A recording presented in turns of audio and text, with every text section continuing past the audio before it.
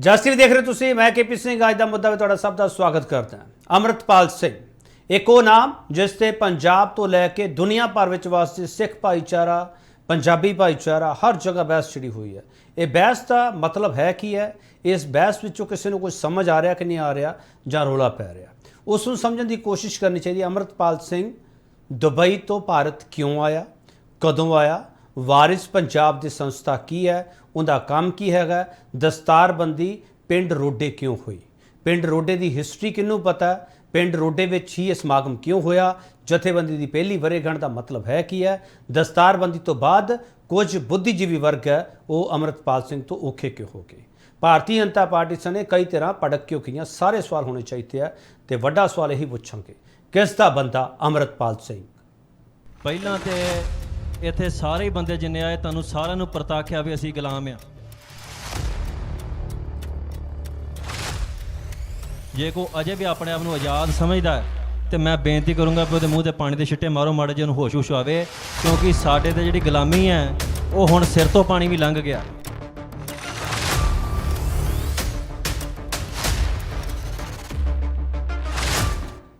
फटाफट तुहानूं पॉइंटर दस दिए, उस तो बाद खास मेहमान साडे नाल मौजूद होणगे। अज दा मुद्दा क्यों हो रहा अमरतपाल सिंह एक है तो कई सवाल है। वारिस पंजाब के जथेबंदी के मुखी अमरतपाल सिंह ते बहस छिड़ी हुई है। बहस बहुत पखवी है। जथेबंदी की पहली वरेगंढ मौके समागम ते सूबे की सियासत बहुत तप गई है। इतों तक कि कई ਜਿਹੜੇ ਮੁੱਦੇ ਹੈਗੇ ਉਹਨਾਂ ਨੂੰ ਪਾਸੇ ਛੱਡ ਦਿੱਤਾ ਗਿਆ। ਅਮਰਤਪਾਲ ਸਿੰਘ ਦੀ ਚਰਚਾ ਹੋ ਰਹੀ ਹੈ। ਜਰਨੈਲ ਸਿੰਘ ਪਿੰਡਰਾਂਵਾਲਾ ਦੇ ਪਿੰਡ ਰੋਡੇ 'ਚ ਦਸਤਾਰਬੰਦੀ ਸਮਾਗਮ ਹੋਇਆ ਤੇ ਉਸ ਦਸਤਾਰਬੰਦੀ ਸਮਾਗਮ ਤੋਂ ਬਾਅਦ ਹੀ ਇਹ ਸਾਰੀ ਸਿਆਸਤ पखी है। खालिस्तान और हथियारों के मुद्दे ते कई जथेबंदियां भड़कियां, पर अमरतपाल सिंह का तर्क है कि आज़ादी लैनी है तो आज़ादी किवें लैनी है, तो विरोधी तरह कह रही हैं कि हथियार क्यों चुके हैं। दुबई तो आए नौजवान नूं कईयां ने एजेंसियां का बंदा दस्सिया है। पंजाब का माहौल कहते विगाड़ रहा है शख्स, तो माहौल विगाड़न का शक जता के सरकार तो जांच भी मंगी है। किहड़ियां सरकारां जांच करनगियां, किहड़ियां एजेंसियां का बंदा, किहड़ियां एजेंसियां जांच करनगियां, सारे सवाल पूछे जा रहे हैं। इन्हां सवालों के विचाले श्रोमणी कमेटी ने अमरतपाल सिंह के कारजां की हमायत की है। कारज शब्द कह रहा मैं, इहदा ध्यान देना। तो अमरतपाल सिंह ने कहा पंथ के राह ते आ मैं, मेरा कोई पिछोकड़ नहीं है। तो ਜਿਹੜੇ ਕਹਿੰਦੇ ਏਜੰਸੀਆਂ ਦਾ ਬੰਦਾ ਉਹ ਕਹਿ ਰਿਹਾ ਕਿ ਮੈਂ ਪੰਥ ਦਾ ਬੰਦਾ ਤੇ ਪੰਥ ਦੇ ਲਈ ਕੰਮ ਕਰਨਾ ਹੈ। ਤੇ ਬਹੁਤ ਹੀ ਖਾਸ ਮਹਿਮਾਨ ਸਾਡੇ ਨਾਲ ਮੌਜੂਦ ਹੈ ਜਿਹੜੇ ਇਸ ਮੁੱਦੇ ਤੇ ਬਹੁਤ ਬਰੀਕੀ ਨਾਲ ਬਹੁਤ ਸਮਝ ਰੱਖਦੇ ਆ। ਇਸੇ ਕਰਕੇ ਉਹਨਾਂ ਨੂੰ ਅੱਜ ਸਟੂਡੀਓ ਵਿੱਚ ਸੱਦਿਆ। ਸਰਬਜੀਤ ਪੰਧੇਰ ਜਿਨ੍ਹਾਂ ਦਾ ਤਕਰੀਬਨ 4 ਦਹਾਕਿਆਂ ਦਾ ਪੱਤਰਕਾਰਤਾ ਤਜਰਬਾ, ਕਾਲੇ ਦੌਰ ਨੂੰ ਉਹ ਦੇਖ ਚੁੱਕੇ ਹੈ ਤੇ ਜਦੋਂ ਕਾਲੇ ਦੌਰ ਨੂੰ ਜਿਹੜੇ ਪੱਤਰਕਾਰ ਨੇ ਦੇਖਿਆ ਹੋਵੇ ਉਹ ਬਹੁਤ ਬਰੀਕੀਆਂ ਜਾਣਦਾ ਕਿ ਪੰਜਾਬ ਦੀ ਨਬਜ਼ ਹੈ ਜਿਹੜੀ ਉਹ ਕਿੱਥੋਂ ਦੇਖੀ ਜਾਵੇ ਤੇ ਕਿੱਥੋਂ ਫੜੀ ਜਾਵੇ। ਪੰਧੇਰ ਸਾਹਿਬ ਬਹੁਤ ਸਵਾਗਤ ਹੈ ਸਰ ਤੁਹਾਡਾ। KP ਜੀ ਤੁਹਾਨੂੰ ਤੇ ਜਸ ਪੰਜਾਬੀ ਦੇ ਸਾਰੇ ਦਰਸ਼ਕਾਂ ਨੂੰ ਮੇਰੇ ਵੱਲੋਂ ਬਹੁਤ ਨਿੱਘੀ ਸਤਿ ਸ਼੍ਰੀ ਅਕਾਲ ਹੈ ਜੀ। ਬਹੁਤ ਬਹੁਤ ਮਿਹਰਬਾਨੀ ਮੈਨੂੰ ਇਸ ਸ਼ੋਅ ਤੇ ਲਿਆਉਣ ਵਾਸਤੇ। ਸਤਿ ਸ਼੍ਰੀ ਅਕਾਲ ਜੀ। ਪੰਧੇਰ ਸਾਹਿਬ ਸਿੱਧਾ ਸਵਾਲ ਹੈ, ਪੰਧੇਰ ਸਾਹਿਬ ਅਮਰਤਪਾਲ ਕਿਸ ਦਾ ਬੰਦਾ ਹੈ? ਹਾਲੇ ਬਹੁਤ ਸਾਰੇ ਲੋਕੀ ਛੇਤੀ ਕਰ ਰਹੇ ਆ। ਮੈਂ ਇਸ ਦੇ ਉੱਤੇ ਥੋੜ੍ਹਾ ਜਿਹਾ, ਕਿਉਂਕਿ ਅੱਜ ਕੱਲ੍ਹ ਆਉਣ ਵਾਲੇ ਦਿਨਾਂ 'ਚ ਉਹ ਜਿਹੜਾ ਭਾਰਤ ਨੂੰ ਇੱਕ ਬੁਖਾਰ ਚੜ੍ਹਨਾ ਕ੍ਰਿਕਟ ਦਾ, ਉਹਦਾ T20 ਦਾ ਵਰਲਡ ਕੱਪ ਸ਼ੁਰੂ ਹੋਣਾ, ਤੇ ਉਸ ਦੀ ਉਹ ਉਦਾਹਰਣ ਦੇਣੀ ਚਾਹੂੰਗਾ ਕਿ ਸਾਡਾ ਸਿਰਕੱਢ ਪਲੇਅਰ ਹੈ ਵਿਰਾਟ ਕੋਹਲੀ ਜੀ। ਉਹ ਆਪਣੇ ਆਪ ਨੂੰ ਬਹੁਤ ਹੀ ਜ਼ਬਰਦਸਤ ਪਲੇਅਰ ਸਮਝਦਾ ਹੈਗਾ, ਵੀ ਛਿੱਕੇ ਵੀ ਬੜੇ ਵਧੀਆ ਲਾਉਂਦਾ ਅਤੇ ਛਿੱਕਿਆਂ ਦੇ ਉੱਪਰ ਤਾੜੀਆਂ ਵੀ ਬੜੀਆਂ ਵੱਜਦੀਆਂ। ਪਰ ਜੇ ਦੇਖਿਆ ਜਾਵੇ ਉਹਦੇ ਜਿਹੜਾ ਯੂਨੀਫਾਰਮ ਪਾਈ ਆ ਜਾਂ ਜੋ ਵੀ ਉਹਦੀ ਡਰੈਸ ਆ ਉਹ ਕਿਸੇ ਹੋਰ ਦੀ ਆ, ਬੈਟ ਦੇ ਉੱਤੇ ਸਪੋਂਸਰਸ਼ਿਪ ਜਾਂ ਉਹ ਵੀ ਕਿਸੇ ਹੋਰ ਦੀ ਆ, ਫਿਰ ਟੀਮ ਦੇ ਵਿੱਚ ਕਪਤਾਨ ਕੋਈ ਹੋਰ ਆ, ਟੀਮ ਨੂੰ ਚਲਾਉਣ ਵਾਲੀ BCCI ਆ, BCCI ਦੇ ਮਗਰ ਸਪੋਰਟਸ ਮਿਨਿਸਟਰੀ ਆ, ਸਪੋਰਟਸ ਮਿਨਿਸਟਰੀ ਦੇ ਪਿੱਛੇ ਫਿਰ ਭਾਰਤ ਸਰਕਾਰ ਆ, ਫਿਰ ਗਰਾਊਂਡ ਕੌਣ ਤਿਆਰ ਕਰਦਾ, ਪਿੱਚ ਕੌਣ ਤਿਆਰ ਕਰਦਾ, ਦੂਸਰੀ ਵਿਰੋਧੀ ਜਿਹੜੀ ਹੈਗੀ ਆ ਟੀਮ ਕੌਣ ਤਿਆਰ ਕਰਦਾ, ਫਿਰ ਇਕੱਲੀ ਵਰਲਡ ਕੱਪ ਦੇ ਵਿੱਚ ਨਹੀਂ, ਫਿਰ IPL ਆਉਣਾ, IPL ਦੇ ਵਿੱਚ ਜਿਹੜੇ ਅੱਜ ਉਹਦੀ ਟੀਮ ਦਾ ਹਿੱਸਾ ਨੇ ਕੱਲ੍ਹ ਨੂੰ ਉਹ ਵਿਰੋਧੀ ਹੋ ਜਾਣੇ ਆ, ਜਿਹੜੇ ਅੱਜ ਵਿਰੋਧੀ ਨੇ ਕੱਲ੍ਹ ਨੂੰ ਟੀਮ ਦਾ ਹਿੱਸਾ ਹੋ ਕੇ ਉਹ ਖੇਡਦੇ ਆ। ਸੋ ਮੈਂ ਇਸ ਦੇ ਨਾਲ ਜਿਹੜੇ ਸਾਡੇ ਜਿਹੜੇ ਦਰਸ਼ਕ ਨੇ ਉਹ ਬਹੁਤ ਚੰਗੀ ਤਰ੍ਹਾਂ ਸਮਝ ਗਏ ਕਿ ਮੈਂ ਕੀ ਇਸ਼ਾਰਾ ਕਰ ਰਿਹਾ ਕਿ ਜਿਹੜਾ ਕਈ ਵਾਰੀ ਜੋ ਇਨਸਾਨ ਆਪਣਾ ਕਿਰਦਾਰ ਨਿਭਾਉਂਦਾ ਉਹ ਆਪਣੇ ਆਪ ਨੂੰ ਬਹੁਤ ਜ਼ਿਆਦਾ ਜਾਂ ਉਹਦੇ ਆਸ-ਪਾਸ ਦੇ ਜਿਹੜੇ। ਮੈਂ ਸਿੱਧਾ ਸਵਾਲ ਕਰ ਲਾਂ ਪੰਧੇਰ ਸਾਹਿਬ। ਜੀ ਹਾਂ। ਝੰਡਾ ਕਿਸੇ ਹੋਰ ਦਾ, ਏਜੰਡਾ ਕਿਸੇ ਹੋਰ ਦਾ? ਹੋ ਸਕਦਾ ਜੀ ਬਿਲਕੁਲ, ਕਿਉਂਕਿ ਜਿਹੜੀ ਗੱਲ ਹੈ ਸਿਆਸਤ ਛੇੜੀ ਆ ਅੰਮ੍ਰਿਤਪਾਲ ਨੇ, ਉਹਦੀ ਜਿਹੜੀ ਦਿਸ਼ਾ ਦੇਖਣ ਦੀ ਗੱਲ ਆ ਵੀ ਉਹ ਕਿੱਧਰਲੇ ਪਾਸੇ ਨੂੰ ਆ ਤੇ ਔਰ ਕਿਸ ਨੂੰ ਕਾਊਂਟਰ ਕਰ ਰਹੀ ਹੈ। ਨਹੀਂ, ਤਕਲੀਫ ਕੀ ਹੈ? ਅਮਰਤਪਾਲ ਸਿੰਘ ਕਹਿੰਦਾ ਮੈਂ ਸਿਆਸਤ 'ਚ ਨਹੀਂ ਜਾਣਾਗਾ, ਫਿਰ ਤਕਲੀਫ ਕੀ ਹੈਗੀ? ਸਿਆਸਤ ਨੂੰ ਕਿਉਂ ਤਕਲੀਫ ਆਉਂਦੀ? ਸਿਆਸਤ ਤੋਂ ਬਿਨਾਂ ਮੈਂ ਇਮਰਾਨ ਖਾਨ ਦਾ ਹੀ ਉਹ ਇੱਕ ਛੋਟੀ ਜਿਹੀ ਵੀਡੀਓ ਅੱਜ ਕੱਲ੍ਹ ਚੱਲਦੀ ਹੁੰਦੀ ਆ, ਉਹਦੇ ਵਿੱਚ ਉਹ ਕਹਿੰਦਾ ਜੀ ਸਿਰਫ ਜਿਹੜੇ ਜਾਨਵਰ ਨੇ ਉਹ ਸਿਆਸੀ ਨਹੀਂ ਹੁੰਦੇ, ਬਾਕੀ ਸਾਰੇ ਸਿਆਸਤ ਕਰਦੇ ਆ। ਅਸੀਂ ਸਿਆਸਤ ਦੇ ਕੰਟਰੀਬਿਊਟ ਵੀ ਕਰਦੇ ਆ ਤੇ ਸਿਆਸਤ ਦਾ ਜਿਹੜਾ ਹੈਗਾ ਜੀ ਉਹ ਖਮਿਆਜ਼ਾ ਵੀ ਭੁਗਤਦੇ ਆ, ਉਹਦਾ ਸਾਡੇ ਤੇ ਅਸਰ ਵੀ ਹੁੰਦਾ। ਸੋ ਜੇ ਇਹ ਕਹਿਣਾ ਕਿ ਕੋਈ ਸਿਆਸਤ ਨਹੀਂ ਕਰਦਾ, ਇਹ ਤਾਂ ਗਲਤ ਗੱਲ ਆ। ਅੰਮ੍ਰਿਤਪਾਲ ਉਹਨਾਂ ਦੀਆਂ ਆਪਣੀਆਂ ਜਿਹੜੀਆਂ ਹੈਗੀਆਂ ਇਹ ਗੱਲ ਹੈ ਕਿ ਸਿੱਖਾਂ ਦੀ ਜਿਹੜੀ ਸਿਆਸਤ ਔਰ ਧਰਮ ਦੀ ਜਿਹੜੇ ਅਲੱਗ-ਅਲੱਗ ਕਰਕੇ ਨਹੀਂ ਦੇਖੇ ਜਾ ਸਕਦੇ। ਬੇਸ਼ੱਕ ਉਹ ਕਹਿਣ ਵੀ ਅਸੀਂ ਸਿਰਫ ਧਰਮ ਦੀ ਗੱਲ ਕਰਨੀ ਆ, ਤਾਂ ਫਿਰ ਜੇ ਧਰਮ ਤੇ ਸਿਆਸਤ ਇਕੱਠੀਆਂ ਨੇ ਫਿਰ ਸਿਆਸਤ ਦੇ ਵਿੱਚ ਤਾਂ ਹੈਗਾ ਹੀ ਹੈਗਾ। ਸੋ ਗੱਲ ਜਿਹੜੀ ਸਾਹਮਣੇ ਦੀ ਗੱਲ ਹੈ, ਜਿਹੜੀਆਂ ਸਾਰੀਆਂ ਸਟੇਟਮੈਂਟਸ ਨੇ ਉਹ ਸਾਰੀਆਂ ਸਿਆਸੀ ਨੇ, ਔਰ ਉਹ ਗੱਲ ਕਰ ਰਹੇ ਜੀ ਅਸੀਂ ਪੰਜਾਬ ਦੇ ਹੱਕਾਂ ਦੀ ਗੱਲ ਕਰਦੇ ਆ, ਪੰਜਾਬ ਦੀ ਆਜ਼ਾਦੀ ਦੀ ਗੱਲ ਕਰਦੇ ਆ। ਸੋ ਗੱਲ ਤਾਂ ਸਾਰੀਆਂ ਸਿਆਸੀ ਨੇ, ਤਾਂ ਸਿਆਸਤ ਦੇ ਵਿੱਚ ਕਿਵੇਂ ਨਹੀਂ ਹੈਗੇ? ਇਹ ਮੈਂ ਮੰਨ ਸਕਦਾ ਕਿ ਉਹ ਇਹ ਕਹਿਣ ਕਿ ਕੱਲ੍ਹ ਨੂੰ ਮੈਂ ਚੋਣਾਂ ਨਹੀਂ ਲੜਨੀਆਂ। ਸੋ ਉਹ ਗੱਲ ਦੂਸਰੀ ਆ।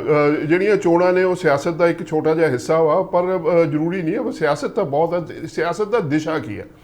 ਇੱਕ ਪੰਜਾਬ ਦੀ ਕਮਿਊਨਿਟੀ ਹੈ, ਪੰਜਾਬੀ ਕਮਿਊਨਿਟੀ ਹੈ, ਚਾਹੇ ਭਾਰਤ ਦੇ ਵਿੱਚ ਪੰਜਾਬੀ ਨੇ, ਚਾਹੇ ਹੈਗੇ ਪਾਕਿਸਤਾਨ ਦੇ ਪੰਜਾਬੀ, ਔਰ ਇਹ ਦੁਨੀਆ ਦੀ ਸਭ ਤੋਂ ਗਲੋਬਲਾਈਜ਼ਡ ਕਮਿਊਨਿਟੀ ਹੈ। ਇਸ ਵੇਲੇ ਜਿਹੜਾ ਮਾਹੌਲ ਆ ਉਹ ਗਲੋਬਲਾਈਜੇਸ਼ਨ ਦਾ ਵਾ। ਹੁਣ ਜਿਹੜੀ ਆਜ਼ਾਦੀ ਦੀ ਗੱਲ ਕਰਦੇ ਆ, ਆਜ਼ਾਦੀ ਉਹ ਕਹਿੰਦੇ ਜੀ ਭਾਰਤ ਸਰਕਾਰ ਕੋਲੋਂ ਲੈ ਕੇ ਦੇਣੀ ਆ। ਭਾਰਤ ਸਰਕਾਰ ਤਾਂ ਖੁਦ ਜਿਹੜੀ ਹੈਗੀ ਆ ਗਲੋਬਲਾਈਜੇਸ਼ਨ ਦੀਆਂ ਜਿਹੜੀਆਂ ਤਾਕਤਾਂ ਨੇ, ਜਿਹੜੀਆਂ ਮੰਡੀ ਦੀਆਂ ਤਾਕਤਾਂ ਨੇ, ਮਾਰਕੀਟ ਫੋਰਸਿਸ ਜਿਨ੍ਹਾਂ ਨੂੰ ਕਿਹਾ ਜਾਂਦਾ, ਉਹਦੇ ਸਾਹਮਣੇ ਆਪਣੀ ਸਾਰੀ ਸੋਵਰੇਨਿਟੀ ਹਾਰ ਚੁੱਕੀ ਹੈ। ਹੁਣ ਮੈਂ ਤੁਹਾਨੂੰ ਇੱਕ ਉਦਾਹਰਨ ਦਿੰਦਾ KP ਜੀ, ਤੁਸੀਂ ਇਹਦੇ 'ਚ ਥੋੜ੍ਹਾ ਜਿਹਾ ਧਿਆਨ ਦਿਓ ਕਿ ਭਾਰਤ ਸਰਕਾਰ ਨੇ ਕਸ਼ਮੀਰ ਦੀ ਜਿਹੜੀ ਸੀ ਆਰਟੀਕਲ 370 ਖਤਮ ਕੀਤਾ, ਟ੍ਰਿਪਲ ਤਲਾਕ ਵਾਲਾ ਖਤਮ ਕੀਤਾ, ਫਿਰ ਰਾਮ ਜਨਮ ਭੂਮੀ ਵਾਲਾ ਜਿਹੜਾ ਸੀ ਮੰਦਿਰ ਦਾ ਫੈਸਲਾ ਹੋ ਗਿਆ ਜਿਹੜਾ ਸੀਗਾ ਹਿੰਦੂ ਸਮਾਜ ਦੇ ਹੱਕ ਦੇ ਵਿੱਚ, ਫਿਰ ਜਿਹੜਾ ਸਿਟੀਜ਼ਨ ਅਮੈਂਡਮੈਂਟ ਐਕਟ ਉਹ ਵੀ ਆਇਆ, ਹੋਰ ਕਈ ਮੁੱਦੇ ਆਏ ਜਿਨ੍ਹਾਂ ਨੂੰ ਸਿੱਧੇ ਤੇ ਸਿੱਧੇ ਅਸੀਂ ਕਹਿ ਸਕਦੇ ਹਾਂ ਕਿ ਮੁਸਲਮਾਨਾਂ ਦੇ ਖਿਲਾਫ ਉਹ ਐਕਟ ਸੀ, ਔਰ ਕੋਈ ਇਸਲਾਮਿਕ ਦੇਸ਼ ਬੋਲਿਆ ਨਹੀਂ ਉਹਨਾਂ ਦਿਨਾਂ ਦੇ ਵਿੱਚ। ਉਹਨਾਂ ਨੇ ਕਿਹਾ ਜੀ ਇਹ ਭਾਰਤ ਦਾ ਅੰਦਰੂਨੀ ਮਾਮਲਾ, ਭਾਰਤ ਆਪਣੇ ਆਪ ਨਜਿੱਠ ਲੂਗਾ, ਕੋਈ ਨਹੀਂ ਬੋਲਿਆ। ਪਾਕਿਸਤਾਨ ਨੇ ਥੋੜ੍ਹਾ ਜਿਹਾ ਰੌਲਾ ਪਾਇਆ ਕਈ ਮੁੱਦਿਆਂ ਦੇ ਉੱਤੇ, ਪਰ ਪੂਰਾ ਜਿਹਨੂੰ ਕਹਿੰਦੇ ਆ ਸ਼ਿੱਦਤ ਦੇ ਨਾਲ ਉਹਨਾਂ ਨੇ ਵੀ ਨਹੀਂ ਉਠਾਇਆ। ਫਿਰ ਹੁਣ ਪਿਛਲੇ ਦਿਨੀ ਜਦੋਂ ਯੂਕਰੇਨ ਵਾਰ ਹੋਈ ਆ, ਉਸ ਤੋਂ ਬਾਅਦ ਪ੍ਰਧਾਨ ਮੰਤਰੀ ਮੋਦੀ ਦੇ 3 ਬਿਆਨ ਆਉਂਦੇ ਨੇ ਜਿਹਦੇ ਵਿੱਚ ਉਹ ਕਹਿੰਦੇ ਆ ਕਿ WTO ਵਰਲਡ ਟ੍ਰੇਡ ਆਰਗੇਨਾਈਜੇਸ਼ਨ ਜਿਹੜੀ ਹੈਗੀ ਆ ਉਹ ਅੜਿੱਕਾ ਬਣ ਰਹੀ ਆ ਭਾਰਤ ਦੇ ਜਿਹੜੇ ਹੈਗੇ ਆ ਕੰਮਕਾਜ ਦੇ ਵਿੱਚ। WTO ਦੇ ਰੂਲਸ ਦੇ ਵਿੱਚ ਅਮੈਂਡਮੈਂਟ ਹੋਣੀ ਚਾਹੀਦੀ ਆ। ਭਾਰਤ ਨੂੰ ਰੋਕਿਆ ਜਾਂਦਾ ਕਿ ਜੀ ਉਹ ਜਿਹੜੇ ਲੋੜਵੰਦ ਲੋਕਾਂ ਦੇ ਨਾਲ ਜਾਂ ਲੋੜਵੰਦ ਮੁਲਕਾਂ ਨੂੰ ਜਿਹੜੀ ਆਪਣੀ ਏਡ ਆ ਜਾਂ ਉਹਨਾਂ ਨੂੰ ਮਦਦ ਮੁਹੱਈਆ ਕਰਾ ਸਕੇ। ਇਮੀਡੀਏਟਲੀ ਉਸ ਤੋਂ ਬਾਅਦ ਨੂਪੁਰ ਸ਼ਰਮਾ ਜੋ BJP ਦੇ ਵਿੱਚ ਕਿਸੇ ਲੈਵਲ ਦੀ ਲੀਡਰ ਨਹੀਂ ਹੈ, ਇੱਕ TV ਪ੍ਰੋਗਰਾਮ ਦੇ ਵਿੱਚ ਉਹ ਇੱਕ ਬਿਆਨ ਦਿੰਦੀ ਆ, ਔਰ ਉਦੋਂ ਬਾਅਦ ਚੋਂ ਸਾਰੇ ਇਸਲਾਮਿਕ ਦੇਸ਼ਾਂ ਦੇ ਵਿੱਚ ਹਾਹਾਕਾਰ ਮਚ ਜਾਂਦਾ। ਭਾਰਤ ਦੀਆਂ ਚੀਜ਼ਾਂ ਜਿਹੜੀਆਂ ਹੈਗੀਆਂ ਮਾਲ ਦੇ ਵਿੱਚੋਂ ਚੱਕ ਕੇ ਬਾਹਰ ਮਾਰੀਆਂ ਜਾਂਦੀਆਂ ਨੇ। ਭਾਰਤ ਦੇ ਜਿਹੜੇ ਦੂਤਾਵਾਸ ਨੇ ਉਹਨਾਂ ਦੇ ਸਾਹਮਣੇ ਪ੍ਰਦਰਸ਼ਨ ਹੋਣੇ ਸ਼ੁਰੂ ਹੋ ਜਾਂਦੇ ਨੇ। ਤੇ ਫਿਰ ਕੀ ਹੁੰਦਾ ਜੀ? ਭਾਰਤ ਗੋਡੇ ਟੇਕਦਾ। ਤੁਹਾਡੇ GST ਦੇ ਜਿਹੜੇ ਹੈਗੇ ਆ ਸਾਰੇ ਦੇ ਸਾਰੇ ਜਿਹੜੇ ਹੈਗੇ ਆ ਦਰ ਉਹ ਵੱਧਦੇ ਆ। ਥੋੜ੍ਹੀਆਂ ਜਿਹੜੀਆਂ ਵਸਤੂਆਂ ਜਿਨ੍ਹਾਂ ਤੇ GST ਨਹੀਂ ਸੀ ਲੱਗ ਰਹੀ ਉਹਨਾਂ ਤੇ ਲੱਗ ਰਹੀ ਆ, ਔਰ ਬਾਹਰਲੇ ਪਾਸੇ ਜਿਹੜੇ ਹੈਗੇ ਆ ਟ੍ਰੇਡ ਦੇ ਵਿੱਚ ਔਰ ਬਿਜ਼ਨਸ ਕਰਨ ਦੇ ਵਿੱਚ ਰਿਲੈਕਸੇਸ਼ਨਸ ਕੀਤੀਆਂ ਜਾਂਦੀਆਂ। ਔਰ ਪ੍ਰਧਾਨ ਮੰਤਰੀ ਮੋਦੀ ਨੂੰ ਇਹ ਅਹਿਸਾਸ ਕਰਾਇਆ ਜਾਂਦਾ ਕਿ ਤੁਸੀਂ ਪਾਲਿਸੀ ਸਟੇਟਮੈਂਟ ਨਹੀਂ ਤੁਸੀਂ ਕਰ ਸਕਦੇ, ਤੁਸੀਂ ਸਿਰਫ ਇੱਕ ਸੁਪਰਵਾਈਜ਼ਰੀ ਜਾਂ ਰੈਗੂਲੇਟਰੀ ਰੋਲ ਹੀ ਰੱਖਣਾ। ਥੋੜਾ ਜਿਹਾ ਮੈਨੂੰ ਸਮਝਾ ਦਿਓ, ਹਜ਼ਰਤ ਮੁਹੰਮਦ ਦੀ ਟਿੱਪਣੀਆਂ ਤੁਸੀਂ ਜਿਹੜਾ ਜ਼ਿਕਰ ਕਰ ਰਹੇ ਹੋ, ਤੁਸੀਂ ਉਹਨੂੰ WTO ਨਾਲ ਜੋੜਦੇ ਪਏ ਹੋ? ਬਿਲਕੁਲ ਜੀ, ਮੈਂ ਇਹ WTO ਨਾਲ ਮੈਂ ਇਹ ਨਹੀਂ ਜੋੜਦਾ।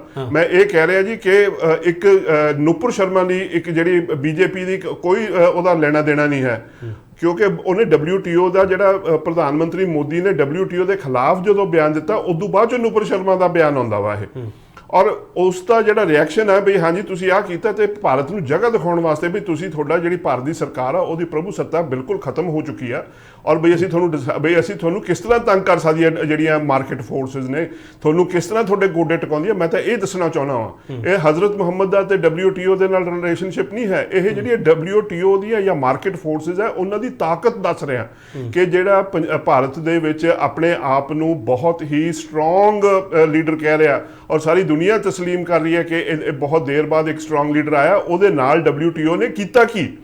ਔਰ ਹੁਣ ਜਿਹੜੇ ਅੰਮ੍ਰਿਤਪਾਲ ਨੇ ਉਹ ਕਹਿੰਦੇ ਜੀ ਕਿ ਜਿਹੜੀ ਇਹ ਸਰਕਾਰ ਤੋਂ ਅਸੀਂ ਆਜ਼ਾਦੀ ਲੈਣੀ ਆ। ਹੁਣ ਜਿਹੜਾ ਅਸੀਂ ਪਿਛਲੇ ਦਿਨੀ ਇਹ ਦੇਖਿਆ ਕਿ ਆਰਟੀਕਲ 370 ਜਿਹੜੀ ਹੈਗੀ ਆ ਉਹ ਖਤਮ ਕਰ ਦਿੱਤੀ ਗਈ, ਔਰ ਜਿਹਦੇ ਵਿੱਚ ਕਈ ਕਾਨੂੰਨੀ ਮਾਹਰਾਂ ਦਾ ਇਹ ਵੀ ਕਹਿਣਾ ਵਾ, ਸਾਡੇ ਲੋਕ ਵੀ ਮੰਨਦੇ ਨੇ ਕਿ ਭਾਰਤ ਸਰਕਾਰ ਦੇ ਹਕੂਕ ਦੇ ਵਿੱਚ ਨਹੀਂ ਸੀਗਾ ਕਿਉਂਕਿ ਮਾਮਲਾ ਵਿਵਾਦਿਤ ਹੈ। ਉਸ ਦੇ ਬਾਵਜੂਦ ਵੀ ਕੁਝ ਨਹੀਂ ਹੋਇਆ।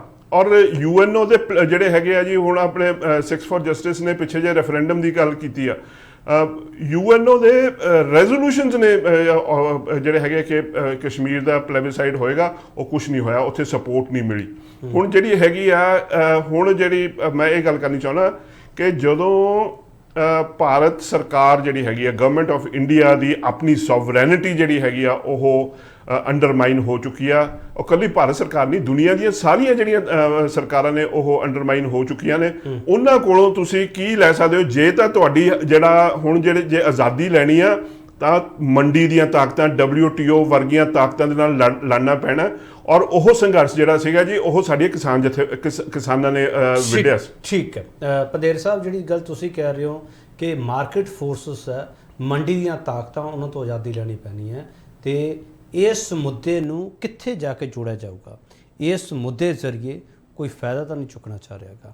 ਜਿਹੜੇ ਅਮਰਤਪਾਲ ਸਿੰਘ ਦਾ ਵਿਰੋਧ ਕਰਦੇ ਆ ਉਹ ਚਾਹੁੰਦੇ ਕੀ ਹੈ, ਜਿਹੜੇ ਹਮਾਇਤ ਵਿੱਚ ਨੇ ਉਹ ਕੀ ਚਾਹੁੰਦੇ ਹੈਗੇ ਆ? ਸਾਰਿਆਂ ਦੇ ਕੋਈ ਨਾ ਕੋਈ ਏਜੰਡੇ ਤਾਂ ਨਹੀਂ ਹੈਗੇ। ਅਮਰਤਪਾਲ ਸਿੰਘ ਦਾ ਵਿਰੋਧ ਅੰਮ੍ਰਿਤਪਾਲ ਦੇ ਵਿਰੋਧ ਨਾਲ ਕਿਉਂ ਜੋੜਿਆ ਜਾ ਰਿਹਾ? ਇਹ ਬਹੁਤ ਗੰਭੀਰ ਸਵਾਲ ਹੈ, ਪੁੱਛੂੰਗਾ ਜ਼ਰੂਰ, ਵਾਪਸ ਆ ਰਿਹਾ। ਪਹਿਲਾਂ ਤੇ ਇੱਥੇ ਸਾਰੇ ਹੀ ਬੰਦੇ ਜਿੰਨੇ ਆਏ, ਤੁਹਾਨੂੰ ਸਾਰਿਆਂ ਨੂੰ ਪ੍ਰਤਾਖਿਆ ਵੀ ਅਸੀਂ ਗੁਲਾਮ ਆ।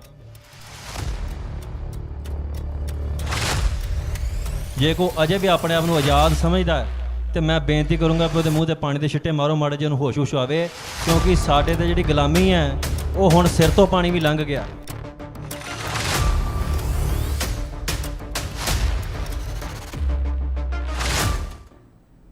ਇੱਕ ਵਾਰ ਫਿਰ ਤੁਹਾਡਾ ਸਵਾਗਤ ਕਰਦੇ ਹਾਂ। ਅਮਰਤਪਾਲ ਸਿੰਘ ਤੇ ਸੰਵਾਦ ਹੋਣਾ ਚਾਹੀਦਾ, ਵਿਵਾਦ ਕਿਉਂ ਖੜਾ ਕੀਤਾ ਜਾ ਰਿਹਾ? ਅੰਧੇਰ ਸਾਹਿਬ, ਮੇਰਾ ਸਵਾਲ ਬੜਾ ਸਿੱਧਾ ਹੈਗਾ। ਅਮਰਤਪਾਲ ਸਿੰਘ ਦਾ ਜਿਹੜਾ ਵਿਰੋਧ ਕਰਦਾ, ਉਹਨੂੰ ਅਮਰਤਪਾਲ ਦਾ ਵਿਰੋਧ ਦੱਸ ਕੇ ਉਸ ਨੂੰ ਉਸ ਕਟਹਿਰੇ 'ਚ ਖੜਾ ਕੀਤਾ ਜਾ ਰਿਹਾ ਜਿੱਥੋਂ ਧਰਮ ਦੀ ਸਿਆਸਤ ਸ਼ੁਰੂ ਹੁੰਦੀ ਹੈ। ਅੰਧੇਰ ਸਾਹਿਬ, KP ਜੀ, ਪਹਿਲਾਂ ਤਾਂ ਥੋੜਾ ਜਿਹਾ ਸਾਨੂੰ ਇਸ ਦਾ ਵੀ ਜਿਹੜਾ ਹੈਗਾ ਸਵੈ ਪੜਚੋਲ ਕਰ ਲੈਣੀ ਚਾਹੀਦੀ ਹੈ। ਧਰਮ ਦੀ ਸਿਆਸਤ ਹੋ ਰਹੀ ਹੈ ਕਿ ਇੱਕ ਫਿਰਕੂ ਪ੍ਰਸਤ ਜਿਹੜੀ ਹੈਗੀ ਆ ਸਿਆਸਤ ਹੋ ਰਹੀ ਹੈ? ਹੁਣ ਜਿਹੜੀ ਨਾਰਮਲੀ ਮੈਂ ਕਈ ਵਿਦਵਾਨਾਂ ਦੇ ਨਾਲ ਗੱਲ ਕੀਤੀ ਆ ਤੇ ਉਹ ਕਹਿੰਦੇ ਆ ਜਿਹੜਾ ਸਿਧਾਂਤ ਆ, ਜਿਹੜਾ ਸਿੱਖੀ ਦਾ ਸਿਧਾਂਤ ਆ, ਗੁਰੂ 6ਵੇਂ ਗੁਰੂ ਦਾ ਜਿਹੜਾ ਸਿਧਾਂਤ ਦਿੱਤਾ ਹੈ ਮੀਰੀ ਪੀਰੀ ਦਾ, ਉਹਦੇ ਵਿੱਚ ਇਹ ਹੈ ਕਿ ਸਿਆਸਤ ਜਿਹੜੀ ਹੈਗੀ ਆ ਉਹ ਧਰਮ ਤੋਂ ਸੇਧ ਲਊਗੀ। ਬਈ ਅਸੀਂ ਲੋਕਾਂ ਦਾ ਭਲਾ ਕਰਨਾ। ਜੋ ਸਾਡੇ ਪਹਿਲੇ ਗੁਰੂ ਨਾਨਕ ਦੇਵ ਜੀ ਨੇ ਕਿਹਾ ਕਿ ਕਿਰਤ ਕਰ ਵੰਡ ਛਕ ਨਾਮ ਜਪ, ਉਹ ਜਿਹੜਾ ਹੈਗਾ ਉਹ ਉਸ ਨੂੰ ਸੇਧ ਮੰਨ ਕੇ ਉਸ ਦੇ ਹਿਸਾਬ ਨਾਲ ਸਿਆਸਤ ਚੱਲੂਗੀ, ਉਸ ਦੇ ਹਿਸਾਬ ਨਾਲ ਜਿਹੜੀ ਇਹ ਕਰੂਗੀ। ਔਰ ਉਹਦੇ ਵਿੱਚ ਕਿਤੇ ਜੇ ਤੁਸੀਂ ਧਿਆਨ ਨਾਲ ਦੇਖੀਏ, ਆਪਾਂ 6ਵੇਂ ਗੁਰੂ ਨੇ ਅਕਾਲ ਤਖਤ ਵੀ ਬਣਾਤਾ ਸੀ, ਜੋ ਦਿੱਲੀ ਤਖਤ ਔਰ ਲਾਹੌਰ ਦੇ ਤਖਤ ਨਾਲੋਂ ਉੱਚਾ ਤਖਤ ਬਣਾਇਆ ਸੀ, ਪਰ ਸਰਕਾਰ ਨਹੀਂ ਸੀ ਬਣਾਈ। ਤਖਤ ਬਣਾਤਾ, ਸਰਕਾਰ ਨਹੀਂ ਸੀ ਬਣਾਈ। ਹੁਣ ਜਿਹੜੀ ਗੱਲ ਕੀਤੀ ਜਾ ਰਹੀ ਆ ਕਿ ਜੀ ਅਸੀਂ ਸਰਕਾਰ ਬਣਾਉਣੀ, ਹੁਣ ਉਹ ਜਿਹੜੀ 6ਵੇਂ ਗੁਰੂ ਨੇ ਤਖਤ ਬਣਾਇਆ ਸੀ ਉਹ ਸਰਕਾਰਾਂ ਦੇ ਖਿਲਾਫ ਬਣਾਇਆ ਸੀ। ਹੁਣ ਅਸੀਂ ਕਹਿੰਦੇ ਜੀ ਅਸੀਂ ਇੱਕ ਹੋਰ ਸਰਕਾਰ ਬਣਾਉਣੀ ਆ, ਭਾਰਤ ਦੀ ਸਰਕਾਰ, ਪਾਕਿਸਤਾਨ ਦੀ ਸਰਕਾਰ, ਭਾਰਤ ਦੇ ਵਿੱਚ ਹਿਮਾਚਲ, ਪੰਜਾਬ, ਹਰਿਆਣਾ ਦੀ ਸਰਕਾਰ, ਉਹ ਸਾਡੇ ਵਾਸਤੇ ਕਾਫੀ ਨਹੀਂ ਹੈ ਪੰਜਾਬੀਆਂ ਨੂੰ ਲਤਾੜਨ ਵਾਸਤੇ। ਇੱਕ ਹੋਰ ਸਰਕਾਰ ਬਣਾਉਣੀ ਚਾਹੀਦੀ ਹੈ। ਔਰ ਜੇ ਪੰਜਾਬੀਆਂ ਦਾ ਤੁਸੀਂ ਪੁਰਾਣਾ ਇਤਿਹਾਸ ਦੇਖਿਆ ਜਾਵੇ, ਉਹ ਸਰਕਾਰਾਂ ਦੇ ਖਿਲਾਫ ਉਹਨਾਂ ਦੀ ਜਦੋਜਹਿਦ ਪਿਛਲੇ 1000 ਸਾਲਾਂ ਦੀ ਆ ਕਿ ਉਹ ਨਿਰੰਤਰ ਜਿਹੜਾ ਹੈਗਾ ਜੀ ਉਹ ਜਦੋਜਹਿਦ ਉਹ ਚੱਲ ਰਹੀ ਹੈ। ਔਰ ਜਿਹੜਾ ਸਭ ਤੋਂ ਲੇਟੈਸਟ ਉਦਾਹਰਣ ਆ ਉਹ ਸੀਗਾ ਕਿਸਾਨੀ ਮੋਰਚੇ ਦਾ। ਉਹਦੇ ਵਿੱਚ ਮੈਂ ਕਿਸਾਨ ਜਥੇਬੰਦੀਆਂ ਦੀ ਗੱਲ ਨਹੀਂ ਕਰ ਰਿਹਾ, ਮੈਂ ਕਿਹਾ ਆਮ ਕਿਸਾਨਾਂ ਦੀ ਗੱਲ ਕਰ ਰਿਹਾ ਜਿਨ੍ਹਾਂ ਨੇ ਉੱਥੇ ਮੋਰਚਾ ਲਾਇਆ ਔਰ ਸ਼ਾਂਤਮਈ ਤਰੀਕੇ ਦੇ ਨਾਲ ਭਾਰਤ ਦੀ ਸਰਕਾਰ ਔਰ WTO ਖਾਸ ਕਰਕੇ ਮੰਡੀ ਦੀਆਂ ਤਾਕਤਾਂ ਨੂੰ ਝੁਕਾਇਆ ਤੇ ਉਹ ਕਾਨੂੰਨ ਰੱਦ ਕਰਾਏ। ਔਰ ਫਿਰ ਜਿਹੜੀ ਸੀਗੀ ਕਈ ਲੋਕਾਂ ਨੂੰ ਵਹਿਮ ਹੋ ਗਿਆ ਕਿ ਜੀ ਇੱਥੋਂ ਹੁਣ ਅਸੀਂ ਜਿੱਤ ਕੇ ਚੱਲੇ ਹਾਂ ਤੇ ਹੁਣ ਅਸੀਂ ਜਿਹੜੀ ਹੈਗੀ ਆ ਸੱਤਾ ਹਾਸਲ ਕਰਾਂਗੇ। ਚੋਣਾਂ ਦੇ ਵਿੱਚ ਆਏ ਲੋਕਾਂ ਨੇ ਉਹਨਾਂ ਨੂੰ ਪ੍ਰਸ਼ਾਦ ਦੇਤਾ, ਇੱਕ ਸਰਕਾਰ ਬਣੀ ਫਿਰ ਪੰਜਾਬ ਦੇ ਵਿੱਚ। ਉਹਨਾਂ ਨੂੰ ਵੀ ਵਹਿਮ ਹੋ ਗਿਆ ਜੀ ਕਿ ਸਾਨੂੰ ਵੋਟਾਂ ਪਈਆਂ, ਉਹਨਾਂ ਨੂੰ ਸੰਗਰੂਰ ਦੀਆਂ ਜਿਹੜੀਆਂ ਹੈਗੀਆਂ ਜਿਮਨੀ ਚੋਣਾਂ ਦੇ ਵਿੱਚ, ਬਾਈ ਇਲੈਕਸ਼ਨ ਦੇ ਵਿੱਚ, ਉੱਥੇ ਉਹਨਾਂ ਨੂੰ ਵੀ ਜਿਹੜਾ ਸੀਗਾ ਜੀ ਚਾਟਾ ਛਕਾਤਾ। ਬਈ ਇਹ ਪੰਜਾਬ ਦੇ ਲੋਕ ਨੇ ਤੁਸੀਂ ਇਹਨਾਂ ਨੂੰ ਇੱਕ ਏਜੰਡਾ ਦੇ ਵਿੱਚ, ਜਾਂ ਤੁਸੀਂ ਜਿਸ ਤਰ੍ਹਾਂ ਸਿੱਧੂ ਮੂਸੇਵਾਲੇ ਦਾ ਜਿਹੜਾ 295 ਵਾਲਾ ਜਿਹੜਾ ਗੀਤ ਆ, ਜਿਹਦੇ ਵਿੱਚ ਕਹਿੰਦੇ ਜੀ ਆਹ ਸੋਸ਼ਲ ਮੀਡੀਆ ਦੇ ਉੱਤੇ ਲੋਕ ਸਰਟੀਫਿਕੇਟ ਵੰਡੀ ਜਾਂਦੇ ਆ ਕਿ ਗਦਾਰ ਕੌਣ, ਤੇ ਜਿਹੜਾ ਉਹ ਸਾਰੇ ਦਾ ਸਾਰਾ ਇਹ ਸਾਰਾ ਇੱਕ ਟ੍ਰੈਂਡ ਚੱਲ ਰਿਹਾ ਹੈ। ਇੱਕ ਟ੍ਰੋਲ ਆਰਮੀਜ਼ ਨੇ, ਜਿਹੜੀ ਵੀ ਕੋਈ ਆਰਗੇਨਾਈਜੇਸ਼ਨ ਆ, ਕੋਈ ਵੀ ਪੋਲੀਟੀਕਲ ਪਾਰਟੀ ਆ, ਜਿੰਨੀ ਕੁ ਉਗਰਾਈ ਉਹਨਾਂ ਨੇ ਕੀਤੀ ਆ ਉਹਦੇ ਹਿਸਾਬ ਨਾਲ ਉਹਨਾਂ ਨੇ ਟ੍ਰੋਲ ਆਰਮੀਜ਼ ਰੱਖੀਆਂ ਹੋਈਆਂ ਨੇ। ਉਹਨਾਂ ਦਾ ਕੰਮ ਹੀ ਕੁਛ ਨਹੀਂ, ਉਹਨਾਂ ਨੇ ਗਾਲਾਂ ਹੀ ਕੱਢਣੀਆਂ ਨੇ। ਸੋ ਜਿਹੜੇ ਹੈਗੇ ਆ, ਕਿਉਂਕਿ ਅੰਮ੍ਰਿਤਪਾਲ ਵੀ ਆਪਣੇ ਆਪ ਨੂੰ ਜਿਹੜੀ ਹੈਗੀ ਆ ਇੱਕ ਸੋਸ਼ਲ ਮੀਡੀਆ ਜਾਂ ਉਹਨਾਂ ਦੀ ਜਿਹੜੀ ਜਥੇਬੰਦੀ ਜਿਹੜੀ ਹੈਗੀ ਆ ਵਾਰਿਸ ਪੰਜਾਬ ਦੇ, ਉਹਨਾਂ ਦਾ ਵੀ ਜ਼ਿਆਦਾ ਜਿਹੜਾ ਜ਼ੋਰ ਹੈਗਾ ਉਹ ਸੋਸ਼ਲ ਮੀਡੀਆ ਦੇ ਉੱਤੇ ਹੀ ਜ਼ਿਆਦਾ ਵਾ। ਤਾਂ ਸੋਸ਼ਲ ਮੀਡੀਆ ਦੇ ਉੱਤੇ ਉਹੀ ਰਿਐਕਸ਼ਨ ਜਾਂ ਸਰਟੀਫਿਕੇਟ ਆ ਰਹੇ।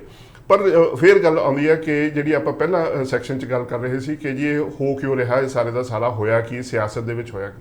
ਜਿਹੜਾ ਕਿਸਾਨੀ ਅੰਦੋਲਨ ਸੀ, ਕਿਸਾਨ ਜਥੇਬੰਦੀਆਂ ਦੀ ਮੈਂ ਜਿਹੜੀ ਹੈਗੀ ਆ ਪਾਲਿਸੀ ਦੀ ਗੱਲ ਨਹੀਂ ਕਰ ਰਿਹਾ, ਮੈਂ ਆਪਣੇ ਦਰਸ਼ਕਾਂ ਨੂੰ ਬਾਰ-ਬਾਰ ਇਹ ਕਹਿਣੀ ਚਾਹੁੰਦਾ, ਜਿਹੜਾ ਕਿਸਾਨੀ ਅੰਦੋਲਨ ਸੀ, ਜਿਹੜੇ ਲੋਕਾਂ ਨੇ ਉਹਦੇ 'ਚ ਸ਼ਮੂਲੀਅਤ ਕੀਤੀ, ਉਹਨਾਂ ਦਾ ਏਜੰਡਾ ਕੀ ਸੀ? ਉਹ ਸਾਡੀ, ਜੇ ਤੁਸੀਂ ਇਹ ਇਤਿਹਾਸ ਅੱਗੇ ਜਾ ਕੇ ਗਵਾਹੀ ਦਊਗਾ ਕਿ ਜਿਹੜੀ ਆ ਮੰਡੀਕਰਨ ਜਾਂ ਜਿਹੜਾ ਗਲੋਬਲਾਈਜੇਸ਼ਨ ਦਾ ਜਿਹੜੀ ਇੱਕ ਟੋਟਲ ਆਟੋਕ੍ਰੈਟਿਕ, ਇੱਕ ਟਿਰੈਨਿਕਲ ਜਿਹੜਾ ਨਿਜ਼ਾਮ ਬਣਿਆ ਹੋਇਆ ਸਾਰੀ ਦੁਨੀਆ ਦੇ ਵਿੱਚ, ਇੱਕ ਅੰਮ੍ਰਿਤਪਾਲ ਉਹਨਾਂ ਨੂੰ ਤਾਂ ਸਿਰਫ ਪੰਜਾਬੀ ਜਾਂ ਸਿੱਖ ਗੁਲਾਮ ਨਜ਼ਰ ਆਉਂਦੇ ਨੇ, ਬਾਕੀ ਸਾਰੀ ਦੁਨੀਆ ਗੁਲਾਮ ਹੈ ਇਸ ਵੇਲੇ।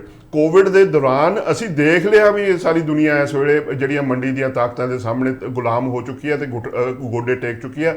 ਉਸ ਮਾਹੌਲ ਦੇ ਵਿੱਚ ਸਾਡੇ ਕਿਸਾਨਾਂ ਨੇ, ਸਾਡੇ ਖਾਸ ਕਰਕੇ ਜਿਹੜੇ ਜਿਨ੍ਹਾਂ ਨੂੰ ਪੇਂਡੂ ਭਾਈਚਾਰਾ, ਜਿਨ੍ਹਾਂ ਨੂੰ ਨਾਰਮਲੀ ਜਿਹੜੀ ਐਲੀਟ ਸੈਕਸ਼ਨ ਆ, ਉਹਨਾਂ ਨੂੰ ਇੱਕ ਹੋਰ ਨਿਗਾਹ ਨਾਲ ਦੇਖਦੇ ਆ, ਉਹਨਾਂ ਨੇ ਇਹ ਸਿੱਧ ਕਰਕੇ ਦਿਖਾਇਆ ਕਿ ਅਸੀਂ WTO ਜਾਂ ਮੰਡੀ ਦੀਆਂ ਤਾਕਤਾਂ ਫਿਰ ਅੰਮ੍ਰਿਤਪਾਲ ਦੇ ਪਿੱਛੇ ਲੱਗਣ ਵਾਲੇ ਕੌਣ ਲੋਕ ਆ? ਫਿਰ ਜੇ ਤੁਸੀਂ ਕਹਿੰਦੇ ਹੋ ਕਿ ਅੰਮ੍ਰਿਤਪਾਲ ਦੀ ਆਈਡੀਓਲੋਜੀ ਨਾਲ ਤੁਸੀਂ ਇਤਫਾਕ ਨਹੀਂ ਰੱਖਦੇ ਕਿ ਮੰਡੀ ਦੀਆਂ ਫੋਰਸਸ ਆ ਜਿਹੜੀਆਂ, ਉਹਨਾਂ ਤੋਂ ਆਜ਼ਾਦੀ ਦਿਵਾਉਣਾ ਮਕਸਦ ਹੋਣਾ ਚਾਹੀਦਾ, ਜਦ ਕਿ ਪੰਜਾਬ ਨੂੰ ਜਾਂ ਸਿੱਖਾਂ ਨੂੰ ਜਾਂ ਪੰਜਾਬੀਆਂ ਨੂੰ ਆਜ਼ਾਦੀ ਦਿਵਾਉਣਾ ਮਕਸਦ ਨਹੀਂ ਹੋਣਾ ਚਾਹੀਦਾ।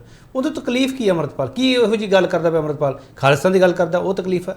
ਹਥਿਆਰਾਂ ਦੀ ਗੱਲ ਕਰਦਾ, ਉਹ ਤਕਲੀਫ ਹੈ? ਕੀ ਤਕਲੀਫ ਕੀ ਹੈ? ਉਹਦੀ ਤਕਲੀਫ ਨਹੀਂ ਹੈ ਕਿਸੇ ਨੂੰ। ਤਕਲੀਫ ਗੱਲ ਜਿਹੜੀ ਬਹਿਸ ਛਿੜ ਰਹੀ ਹੈ ਉਹ ਇਸੇ ਲਈ ਹੈ ਕਿ ਜਿਹੜੀ ਸਿਆਸੀ ਜ਼ਮੀਨ ਦੇ ਉੱਤੇ ਕਿਸਾਨ ਅੰਦੋਲਨ ਵਿੱਚ ਬੀਜ ਬੋਏ ਗਏ, ਉਹਦੀ ਪਹਿਲੀ ਫਸਲ ਤਾਂ ਸਾਡੀ ਪੰਜਾਬ ਦੀ ਜਿਹੜੀਆਂ ਪਿਛਲੀਆਂ ਚੋਣਾਂ ਹੋਈਆਂ ਅਸੈਂਬਲੀ ਦੀਆਂ 2022 ਦੇ ਵਿੱਚ, ਉਹਦੀ ਸਾਨੂੰ ਸਾਹਮਣੇ ਨਜ਼ਰ ਆ ਗਿਆ ਕਿ ਸਿੱਖਾਂ ਨੇ ਪੰਥ ਦੇ ਨਾਂ 'ਤੇ ਵੋਟ ਨਹੀਂ ਪਾਈ, ਹਿੰਦੂਆਂ ਨੇ ਹਿੰਦੂਤਵਾ ਦੇ ਨਾਂ 'ਤੇ ਵੋਟ ਨਹੀਂ ਪਾਈ, ਦਲਿਤਾਂ ਨੇ ਜਿਹੜੀਆਂ ਉਹਨਾਂ ਨੂੰ ਰੁਝਾਨ ਨੇ ਜਿਹੜੇ ਸਲੋਗਨ ਸੀ ਉਹਨਾਂ ਦੇ ਨਾਂ 'ਤੇ ਵੋਟ ਨਹੀਂ ਪਾਈ, ਕਿਸੇ ਨੇ ਵੀ ਜਿਹਨੂੰ ਕਹਿ ਲੈਂਦੇ ਆ ਫਿਰਕਾ ਪ੍ਰਸਤੀ ਜਾਂ ਜਿਹੜੀ ਹੈਗੀ ਆ ਜਾਤ ਬਰਾਦਰੀ ਦੇ ਨਾਂ ਦੇ ਉੱਤੇ ਵੋਟ ਨਹੀਂ ਪਾਈ, ਉਹ ਟੁੱਟ ਗਿਆ। ਹੁਣ ਇਹ ਜਿਹੜੀ ਹੈਗੀ ਆ, ਇਹ ਜਿਹੜਾ ਰੁਝਾਨ ਆ ਜਿਹੜਾ ਪੰਜਾਬ ਨੇ ਸੈੱਟ ਕੀਤਾ, ਜਦੋਂ ਮੰਡੀ ਦੀਆਂ ਤਾਕਤਾਂ ਨੂੰ ਤੋੜਦਾ, ਨਾਲ ਦੀ ਨਾਲ ਜਿਹੜੀ ਦੇਸ਼ ਦੇ ਵਿੱਚ ਇੱਕ ਧਰੂਵੀਕਰਨ ਦੀ ਪੋਲਿਟਿਕਸ ਆ ਜਾਂ ਜਿਹੜੀ ਰਾਸ਼ਟਰਵਾਦ ਦੀ ਪੋਲਿਟਿਕਸ ਆ ਉਹ ਚੱਲ ਰਹੀ ਆ, ਉਹਨੂੰ ਵੀ ਨਕਾਰਤਾ ਨਾਲ ਦੀ ਨਾਲ। ਇਹ ਜਿਹੜੀ ਔਰ ਪੰਜਾਬ ਦੇ ਲੋਕਾਂ ਨੇ ਜਿਹੜੀ ਐਸਟੈਬਲਿਸ਼ਡ ਪੋਲੀਟੀਕਲ ਜਿਹੜੀ ਐਲੀਟ ਸੀ ਉਹਨੂੰ ਪੂੰਝ ਕੇ ਪਰੇ ਧਰਤਾ। ਬਿਲਕੁਲ ਪਧੇਰ ਸਾਹਿਬ, ਜਿਹੜਾ ਤੁਸੀਂ ਰਾਸ਼ਟਰਵਾਦ ਵਾਲੀ ਸਿਆਸਤ ਦੀ ਗੱਲ ਕਰਦੇ, ਮਾਫ ਕਰਨਾ ਮੈਂ ਤਾਂ ਰੋਕਣਾ ਨਹੀਂ ਚਾਹੁੰਦਾ ਸੀਗਾ, ਇਹ ਰਾਸ਼ਟਰਵਾਦ ਵਾਲੀ ਰਾਜਨੀਤੀ ਦਾ ਹਿੱਸਾ ਤਾਂ ਨਹੀਂ ਇਹ ਸਭ ਕੁਝ ਜੋ ਹੋ ਰਿਹਾ? ਜਿਹੜੀ ਗੱਲ ਤੁਸੀਂ ਦੱਸ ਰਹੇ ਹੋ ਕਿ ਪੰਜਾਬ ਨੇ ਉਹਨਾਂ ਸਾਰੀਆਂ ਤਾਕਤਾਂ ਨੂੰ ਮੋੜਿਆ, ਜਿਹੜੇ ਫਿਰਕੂ ਪ੍ਰਸਤ ਤਾਕਤਾਂ ਜਾਂ ਹੋਰ ਜਿਸ ਆਧਾਰ ਤੇ ਧਰੂਵੀਕਰਨ ਦੇ ਆਧਾਰ ਤੇ ਵੋਟਾਂ ਮੰਗੀਆਂ ਜਾ ਰਹੀਆਂ, ਪੰਜਾਬ ਉਹਦਾ ਹਮੇਸ਼ਾ ਬਾਗੀ ਪੱਖ ਪੇਸ਼ ਕਰਦਾ। ਅੰਮ੍ਰਿਤਪਾਲ ਦੇ ਹੱਕ ਵਿੱਚ ਜਿਹੜੇ ਲੋਕ ਭੁਗਤਦੇ ਪਏ ਉਹ ਕਿਹੜੇ ਪਾਸੇ ਖੜੇ? ਫਿਰ ਉਹ ਤਾਂ ਜੀ ਬਿਲਕੁਲ ਜਦੋਂ ਕਿਸਾਨੀ ਅੰਦੋਲਨ ਚੱਲ ਰਿਹਾ ਸੀ ਉਹਦੇ ਵਿੱਚ ਵੀ ਆਵਾਜ਼ਾਂ ਆ ਰਹੀਆਂ ਸੀ, ਜਿਹੜੀ ਵਾਰਿਸ ਪੰਜਾਬ ਦੇ ਨੇ। ਇਹ ਕਿਸਾਨੀ ਅੰਦੋਲਨ ਦੇ ਵਿੱਚ ਜਿਹੜੇ ਲੋਕੀ ਇੱਕ ਪ੍ਰੋਗਰੈਸਿਵ ਜਾਂ ਜਿਹੜੀ ਹੈ ਅਗਾਂਹ ਵਧੂ ਜਾਂ ਜਿਹੜੀ ਸਥਾਪਤੀ ਦੀ ਜਿਹੜੀ ਸੈਟਲਡ ਪੋਲਿਟਿਕਸ ਆ ਉਸ ਤੋਂ ਲੀਹ ਹਟ ਕੇ ਨਵੀਂ ਲੀਹ ਖਿੱਚ ਰਹੇ ਸੀ ਕਿ ਸਿਆਸਤ ਅਸੀਂ ਇਸ ਹਿਸਾਬ ਨਾਲ ਕਰਨੀ ਆ, ਤੁਹਾਡੇ ਵਾਲੀ ਜਿਹੜੀ ਐਸਟੈਬਲਿਸ਼ਡ ਸਿਆਸਤ ਆ ਸਾਨੂੰ ਨਹੀਂ ਚਾਹੀਦੀ। ਉਸ ਵੇਲੇ ਵੀ ਉਹਨਾਂ ਨੂੰ ਵੀ ਉਹ ਗਾਲਾਂ ਕੱਢਦੇ ਸੀ। ਉਹ ਮੋਸਟਲੀ ਲੋਕੀ ਉਧਰਲੇ ਪਾਸੇ ਨੇ ਔਰ ਬਹੁਤ ਜ਼ਿਆਦਾ ਜਿਹੜੇ ਹੈਗੇ ਆ ਇਹਨਾਂ ਦੀ। ਫਿਰ ਉਦੋਂ ਤਾਂ ਉਹਨਾਂ ਨੂੰ ਗਦਾਰ ਕਿਹਾ ਗਿਆ ਸੀਗਾ, ਪਧੇਰ ਸਾਹਿਬ ਤੁਹਾਨੂੰ ਯਾਦ ਹੋਊਗਾ। ਨਹੀਂ, ਉਹਦੇ ਵਿੱਚ ਉਹਨਾਂ 'ਚੋਂ ਬਹੁਤ ਸਾਰੇ ਲੋਕੀ ਇਲੈਕਸ਼ਨਾਂ 'ਚ ਵੀ ਖੜੇ ਹੋ ਗਏ। ਉਹਨਾਂ 'ਚ ਵੀ ਜਿਹੜੇ ਜਿਨ੍ਹਾਂ ਨੇ ਜਦੋਂ ਜਿਹੜੀਆਂ ਕਿਸਾਨ ਜਥੇਬੰਦੀਆਂ ਨੇ ਉਹਨਾਂ ਨੂੰ ਗਦਾਰ ਕਹਿਤਾ ਤੇ ਉਹਨਾਂ ਨੇ ਉਹਨਾਂ ਨੂੰ ਪਤਾ ਨਹੀਂ ਕਾਮਰੇਡ ਕਹਿਤਾ, ਕਦੇ ਕੁਛ ਐਂਟੀ ਸਿੱਖ ਬਣਾਤਾ। ਦੋਹਾਂ ਨੂੰ ਲੋਕਾਂ ਨੇ ਨਕਾਰਿਆ। ਨਹੀਂ, ਫਿਰ ਉਦੋਂ ਕਾਮਰੇਡ ਤੇ ਸਿੱਖਾਂ ਲਈ ਬਹਿਸ ਛਿੜੀ ਗਈ ਸਾਡੇ ਅੱਗੇ ਉਹ ਰੱਖੀ। ਬਿਲਕੁਲ। ਔਰ ਜਿਹੜੀ ਹੈਗੀ ਆ ਇਹ ਜਿਹੜਾ ਜਿਹੜਾ ਆਮ ਲੋਕ ਜਿਹੜੀ ਇੱਕ ਮੈਂ ਹਮੇਸ਼ਾ ਗੱਲ ਕਰਦਾ ਹੁੰਦਾ ਇਲੈਕਸ਼ਨ ਵੇਲੇ ਵੀ ਗੱਲ ਕਰਦਾ ਕਿ ਪੰਜਾਬ ਦੇ ਵਿੱਚ ਇੱਕ ਪੀਪਲਜ਼ ਏਜੰਡਾ ਸਿਰਜਿਆ ਜਾ ਰਿਹਾ ਪਿਛਲੇ 30-40 ਸਾਲਾਂ ਤੋਂ, ਔਰ ਉਸ ਨੂੰ ਜਿਹੜੀਆਂ ਐਸਟੈਬਲਿਸ਼ ਪੋਲੀਟੀਕਲ ਪਾਰਟੀ ਨੇ ਉਹਨੂੰ ਟੋਰਪੀਡੋ ਕਰਦੀਆਂ ਨੇ। ਸੋ ਇਹ ਇੱਕ ਜਿਹੜਾ ਹੁਣ ਉਸ ਜਿਹੜਾ ਪੀਪਲਜ਼ ਏਜੰਡਾ ਨੂੰ ਇੱਕ ਲੈਵਲ ਤੇ ਆਪਾਂ ਇਹ ਕਹਿ ਸਕਦੇ ਕਾਮਯਾਬੀ ਮਿਲੀ ਕਿਸਾਨੀ ਅੰਦੋਲਨ ਵੇਲੇ, ਔਰ ਉਸ ਤੋਂ ਬਾਅਦ ਜਿਹੜੀਆਂ ਸੀ ਪੰਜਾਬ ਦੀਆਂ ਅਸੈਂਬਲੀ ਇਲੈਕਸ਼ਨ ਦੇ ਵਿੱਚ। ਹੁਣ ਇਹ ਜਿਹੜੀ ਐਸਟੈਬਲਿਸ਼ ਪੋਲੀਟੀਕਲ ਪਾਰਟੀਆਂ ਨੇ ਜਾਂ ਜਿਹੜੇ ਵੈਸਟਡ ਇੰਟਰਸਟ ਨੇ ਜਾਂ ਜਿਹੜੇ ਫਿਰ ਹੁਣ ਮੰਡੀ ਦੀਆਂ ਤਾਕਤਾਂ ਨੇ ਉਹ ਇਕੱਠੀਆਂ ਹੋਈਆਂ ਨੇ, ਉਹ ਇਸ ਨੂੰ ਟੋਰਪੀਡੋ ਕਰਨਾ ਚਾਹੁੰਦੇ ਨੇ। ਮੈਂ ਸਵਾਲ ਸਿੱਧਾ ਕਰ ਦੇਣਾ ਪੰਦੇਰ ਸਾਹਿਬ, ਬਿਲਕੁਲ ਇਸ ਅੰਮ੍ਰਿਤਪਾਲ ਦੇ ਇਸ ਸਾਰੇ ਫਿਨੋਮਨੇ ਦੇ ਵਿਚਾਲੇ ਸ਼੍ਰੋਮਣੀ ਅਕਾਲੀ ਦਲ ਨੂੰ ਕੋਈ ਆਕਸੀਜਨ ਮਿਲ ਸਕਦੀ ਹੈ, ਬੀਜੇਪੀ ਨੂੰ ਕੋਈ ਆਕਸੀਜਨ ਮਿਲ ਸਕਦੀ ਹੈ, ਆਮ ਆਦਮੀ ਪਾਰਟੀ ਨੂੰ ਇਸ ਦਾ ਨੁਕਸਾਨ ਹੋਊਗਾ, ਕਾਂਗਰਸ ਕਿਸੇ ਧਰਾਤਲ ਤੇ ਦਿਖਦੀ ਨਹੀਂ ਪਈ, ਜਾਂ ਹੋਰ ਕੋਈ ਧਿਰ ਹੈਗੀ ਹੈ ਜਿਹੜੀ ਪੰਥਕ ਏਜੰਡੇ ਨੂੰ ਅੱਗੇ ਵਧਾਉਣਾ ਚਾਹੁੰਦੀ ਹੈ, ਉਹਨੂੰ ਤਾਕਤ ਮਿਲੂਗੀ? ਮੇਰੇ ਸਿੱਧੇ ਸਵਾਲ ਹੈ ਪੰਦੇਰ ਸਾਹਿਬ। ਬਿਲਕੁਲ, ਇਹਨਾਂ ਨੂੰ ਸਾਰੀਆਂ ਪੋਲੀਟੀਕਲ ਪਾਰਟੀਆਂ ਨੂੰ ਇੱਕ ਸਟੈਪ ਪਿੱਛੇ, ਜਿਹੜਾ ਸਵੈ ਪਰਚੋਲ ਦੀ ਗੱਲ ਕੀਤੀ ਸੀ ਸਾਨੂੰ ਇਹ ਕਰਨ ਦੀ, ਇਹਨਾਂ ਨੂੰ ਪਾਰਟੀਆਂ ਨੂੰ ਵੀ ਲੋੜ ਹੈ। ਜਿਹੜਾ ਪੀਪਲਜ਼ ਏਜੰਡਾ ਹੈ, ਜਿਹੜੀ ਪਾਰਟੀ ਪੀਪਲਜ਼ ਏਜੰਡਾ ਅਪਣਾ ਕੇ ਆਪਣੀ ਸਿਆਸਤ ਕਰੂਗੀ ਉਹਨੂੰ ਵਾਪਸ ਕਿ ਜਿਨ੍ਹਾਂ ਨੂੰ ਹੂੰਝ ਕੇ ਸਾਈਡ ਤੇ ਲੋਕਾਂ ਨੇ ਸਿੱਟਿਆ ਉਹਨੂੰ ਆਕਸੀਜਨ ਮਿਲ ਜੂਗੀ।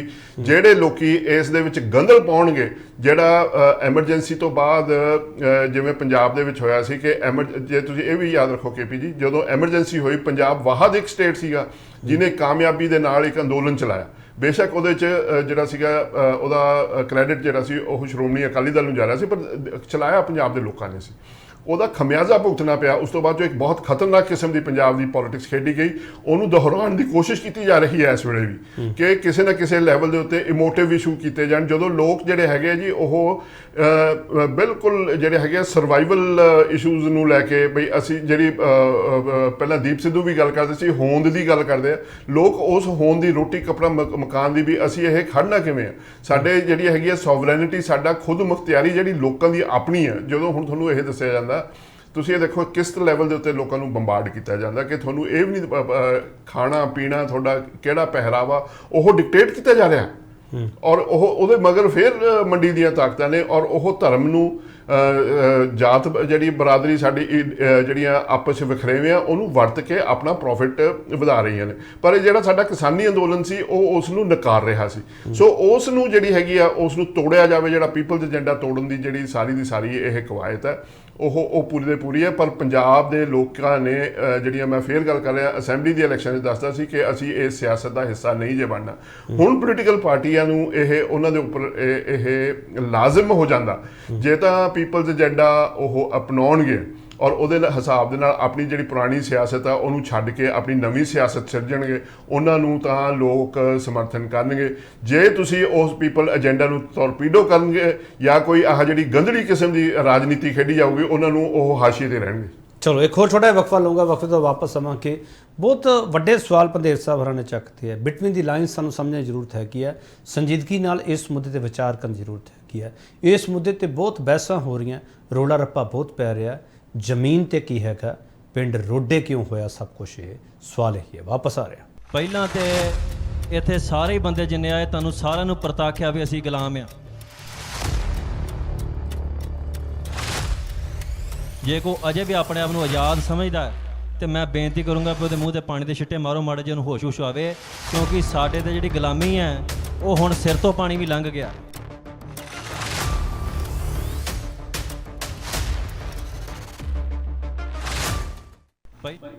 ਇੱਕ ਵਾਰ ਫਿਰ ਤੁਹਾਡਾ ਸਵਾਗਤ ਕਰਦੇ ਹਾਂ। ਕਿਸ ਦਾ ਬੰਦਾ? ਅੰਮ੍ਰਿਤਪਾਲ ਸਿੰਘ। ਪੰਜਾਬ ਦਾ ਇੱਕ ਜ਼ਿਲ੍ਹਾ ਸ਼ਹਿਰ ਹੈ ਮੋਗਾ, ਉਹਨੂੰ ਪੋਲੀਟੀਕਲ ਗੇਟ ਮੰਨਿਆ ਜਾਂਦਾ ਪੰਜਾਬ ਦਾ, ਤੇ ਉੱਥੇ ਬਹੁਤ ਵੱਡੀਆਂ ਵੱਡੀਆਂ ਰੈਲੀਆਂ ਹੁੰਦੀਆਂ। ਤੁਹਾਨੂੰ ਸ਼ਾਇਦ ਯਾਦ ਹੋਊਗਾ ਪ੍ਰਕਾਸ਼ ਸਿੰਘ ਬਾਦਲ ਹਰਾਂ ਦਾ ਜਨਮ ਦਿਨ ਵੀ ਇੱਕ ਵਾਰੀ ਬਹੁਤ ਵੱਡੇ ਪੱਧਰ ਤੇ ਉੱਥੇ ਮਨਾਇਆ ਗਿਆ ਸੀ। ਉੱਥੋਂ ਕੁਝ ਕਿਲੋਮੀਟਰ ਦੂਰ ਹੈ ਪਿੰਡ ਰੋਡੇ। ਪੰਦੇਰ ਸਾਹਿਬ, ਪਿੰਡ ਰੋਡੇ ਹੀ ਹੈ ਕਿ ਸਭ ਕੁਝ ਕਿਉਂ ਹੋਇਆ? ਜਰਨੈਲ ਸਿੰਘ ਭਿੰਡਰਾਂਵਾਲਾ ਹਰਾਂ ਦੀ ਗੱਲ ਅੰਮ੍ਰਿਤਪਾਲ ਸਿੰਘ ਹਰਾਂ ਨਾਲ ਕਿਉਂ ਕੀਤੀ ਜਾਂਦੀ ਹੈ? ਭਿੰਡਰਾਂਵਾਲਾ ਹਰਾਂ ਦਾ ਪਰਿਵਾਰ ਭਿੰਡਰਾਂਵਾਲਾ ਦਾ ਵਾਰਸ ਮੰਨਣ ਨੂੰ ਕਿਉਂ ਨਹੀਂ ਤਿਆਰ ਅੰਮ੍ਰਿਤਪਾਲ ਸਿੰਘ ਨੂੰ? ਇਹ ਸਵਾਲ ਕਿਉਂ ਖੜੇ ਹੋ ਰਹੇ ਹੈ ਪੰਦੇਰ ਸਾਹਿਬ? KP ਜੀ, ਜਿਹੜੀ ਵਾਕਈ ਜਿਹੜੀ ਹੁੰਦੀ ਹੈ ਜਦੋਂ ਸਿਆਸਤ ਖੇਡੀ ਜਾਂਦੀ ਹੈ, ਮੈਂ ਪਹਿਲਾਂ ਜਿਸ ਤੋਂ ਸ਼ੁਰੂ ਕੀਤਾ ਸੀ ਕਿ ਕੌਣ ਖਿਡਾਉਂਦਾ, ਜਿਹੜਾ ਕਿਰਦਾਰ ਨਿਭਾਉਂਦਾ, ਜਿਹੜਾ ਮੇਨ ਕਿਰਦਾਰ ਨਿਭਾ ਰਿਹਾ ਹੁੰਦਾ, ਉਹਨੂੰ ਕਈ ਵਾਰੀ ਪਤਾ ਨਹੀਂ ਲੱਗਦਾ। ਹੁਣ ਜਿਸ ਤਰ੍ਹਾਂ ਜੂਨ 84 ਦੇ ਵਿੱਚ ਇੰਦਰਾ ਗਾਂਧੀ ਨੂੰ ਵੀ ਬੜਾ ਕਿਸੇ ਲੈਵਲ ਦੇ ਉੱਤੇ ਮੁਗਾਲਤਾ ਹੋ ਗਿਆ ਸੀ ਕਿ ਉਹ ਕੰਟਰੋਲ ਕਰ ਰਹੀ ਹੈ, ਤੇ ਹੁਣ ਸ਼ਾਇਦ ਮੁਸ਼ਕਿਲ ਇਹ ਹੋਊਗਾ ਸਾਨੂੰ ਪਤਾ ਕਰਨਾ ਕਿ ਇੰਦਰਾ ਗਾਂਧੀ ਨੂੰ ਕੌਣ ਖੜਾ ਗਿਆ। ਤੇ ਇੰਦਰਾ ਗਾਂਧੀ ਨੇ ਜੂਨ 84 ਵਾਲਾ ਜਿਹੜਾ ਸਾਕਾ ਸੀ ਫੌਜ ਭੇਜ ਕੇ ਹਮਲਾ ਕਰਕੇ ਦਰਬਾਰ ਸਾਹਿਬ ਤੇ ਬਾਕੀ ਗੁਰਧਾਮਾਂ ਦੇ ਉੱਪਰ ਜੋ ਕੀਤਾ, ਫਿਰ ਉਸ ਤੋਂ ਬਾਅਦ 'ਚ ਆਪਰੇਸ਼ਨ ਵੁਡਰੋਜ਼ ਜਿਹੜਾ ਚਲਾਇਆ, ਜਿਹੜਾ ਸਰਹੱਦੀ ਇਲਾਕਿਆਂ ਦੇ ਵਿੱਚ, ਉਹ ਕਿਹਨੇ ਕਰਾਤਾ ਉਹਦੇ ਕੋਲੋਂ, ਔਰ ਉਹਦਾ ਖਮਿਆਜ਼ਾ ਉਹਨੇ ਭੁਗਤਿਆ। ਸੋ ਗੱਲ ਇਹ ਹੈ ਕਿ ਇਸੇ ਲਈ ਜਿਹੜੇ ਹੁੰਦੇ ਆ ਇਨਸੀਡੈਂਟਸ ਜਿਹੜੇ ਹੈਗੇ ਆ ਸਲੋਗਨ, ਜਦੋਂ ਤੁਸੀਂ ਕਿਸੇ ਇਸ਼ੂ ਨੂੰ ਦਬਾਉਣਾ ਹੋਵੇ, ਮੈਂ ਤੁਹਾਡੇ ਨਾਲ ਪਹਿਲਾਂ ਵੀ ਇਹ ਗੱਲ ਸਾਂਝੀ ਕੀਤੀ ਹੈ। ਇੱਕ ਮੈਂ ਮਾਹਰ ਦੇ ਨਾਲ ਗੱਲਬਾਤ ਕਰਦੇ ਹੋ, ਉਹਨਾਂ ਨੇ ਸਵੀਡਿਸ਼ ਮਾਹਰ ਨੇ ਜਿਹੜੇ ਹੈਗੇ ਕੌਨਫਲਿਕਟ ਰੈਜ਼ੋਲੂਸ਼ਨ ਦੇ ਯੋਹਾਨ ਗਾਲਟੁੰਗ, ਉਹਨਾਂ ਨਾਲ ਪੁਰਾਣੀ, ਮੈਨੂੰ ਤਾਂ ਅੱਜ ਤੋਂ 20 ਸਾਲ ਪਹਿਲਾਂ ਦੀ ਗੱਲ ਹੋਈ ਸੀ। ਉਦੋਂ ਪੰਜਾਬ ਦੇ ਵਿੱਚ ਬੜਾ ਔਖਾ ਦੌਰ ਚੱਲ ਰਿਹਾ ਸੀ, ਉਦੋਂ ਇੱਥੇ ਆਏ ਹੋਏ ਸੀ, ਉਹਨਾਂ ਨਾਲ ਗੱਲਬਾਤ ਹੋ ਰਹੀ ਸੀ।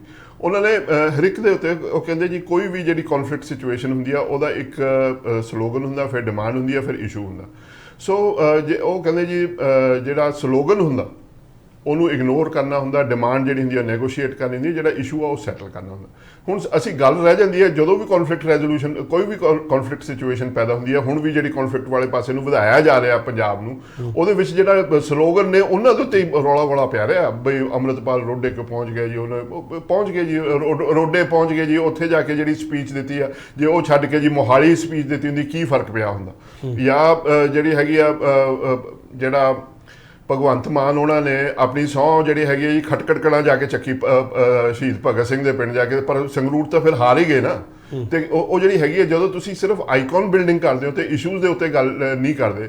ਪੰਜਾਬ ਦੇ ਲੋਕ, ਮੈਂ ਬਾਰ-ਬਾਰ ਆਪਣੇ ਜਿਹੜੇ ਹੈਗੇ ਆ ਦਰਸ਼ਕਾਂ ਦੇ ਨਾਲ ਇਹੀ ਗੱਲ ਕਰਨੀ ਚਾਹੂੰਗਾ ਕਿ ਜਿਹੜਾ ਕਿਸਾਨੀ ਅੰਦੋਲਨ ਹੈ, ਜਿਹੜਾ ਆਮ ਪੰਜਾਬੀ ਹੈ, ਜਿਹੜਾ ਖਾਸ ਤੌਰ ਤੇ ਜਿਹੜਾ ਪੇਂਡੂ, ਜਿਹੜਾ ਸਾਡੇ ਦਿਹਾਤ ਦੇ ਵਿੱਚ ਪੰਜਾਬੀ ਵਸਦਾ, ਹੁਣ ਉਹ ਦੇਖੋ ਜੀ ਜਿਹੜਾ 380 ਦਿਨਾਂ ਤੋਂ ਉੱਤੇ ਜਿਹੜਾ ਸਮਾਗਮ ਚੱਲਿਆ, ਉੱਥੇ ਉਹਨਾਂ ਨੇ ਸਿਰਫ ਕਿਸਾਨ ਜਥੇਬੰਦੀਆਂ ਦੇ ਲੀਡਰਾਂ ਦੀ ਗੱਲ ਨਹੀਂ ਸੁਣੀ।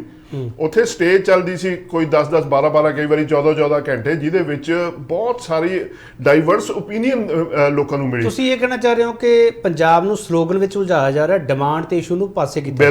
ਬਿਲਕੁਲ ਉੱਥੇ ਉਲਝਾ ਕੇ ਪੰਜਾਬ ਦੇ ਲੋਕਾਂ ਨੂੰ ਕਨਫਿਊਜ਼ ਕਰਨ ਦੀ ਕੋਸ਼ਿਸ਼। ਫਿਰ ਮੇਰਾ ਇੱਕ ਸਵਾਲ ਹੋਰ ਹੈ, ਤੁਸੀਂ ਤਾਂ ਫਿਰ ਇਹ ਕਹਿ ਦਿਓ ਕਿ ਆਮ ਆਦਮੀ ਪਾਰਟੀ ਦਾ ਸਵਾਲ ਹੈ ਇਹ, ਆਮ ਆਦਮੀ ਪਾਰਟੀ ਦੀ ਸਰਕਾਰ ਨੂੰ ਅਸਥਿਰ ਕਰਨ ਲਈ ਇਹ ਏਜੰਡਾ ਤਾਂ ਨਹੀਂ ਆਇਆ? ਨਹੀਂ ਜੀ ਨਹੀਂ, ਪਹਿਲੀ ਗੱਲ ਤਾਂ ਜਿਹੜੀ ਆਮ ਆਦਮੀ ਪਾਰਟੀ ਦੀ ਸਰਕਾਰ ਹੈ ਉਹ ਜਿਹੜੀ ਹੈਗੀ ਆ ਬਾਈ ਐਕਸੀਡੈਂਟ, ਔਰ ਜਿਸ ਨੂੰ ਕਹਿੰਦੇ ਫਿਰ ਕ੍ਰਿਕਟ ਦੀ ਗੱਲ ਕਰੂੰਗਾ ਕਿ ਬੈਟਸਮੈਨ ਨੇ ਗਲਤ ਸ਼ਾਟ ਮਾਰਿਆ ਤੇ ਸਲਿਪ ਫੀਲਡ ਦੇ ਹੱਥ 'ਚ ਬਾਲ ਚਲੀ ਗਈ, ਕੈਚ ਹੋ ਗਿਆ।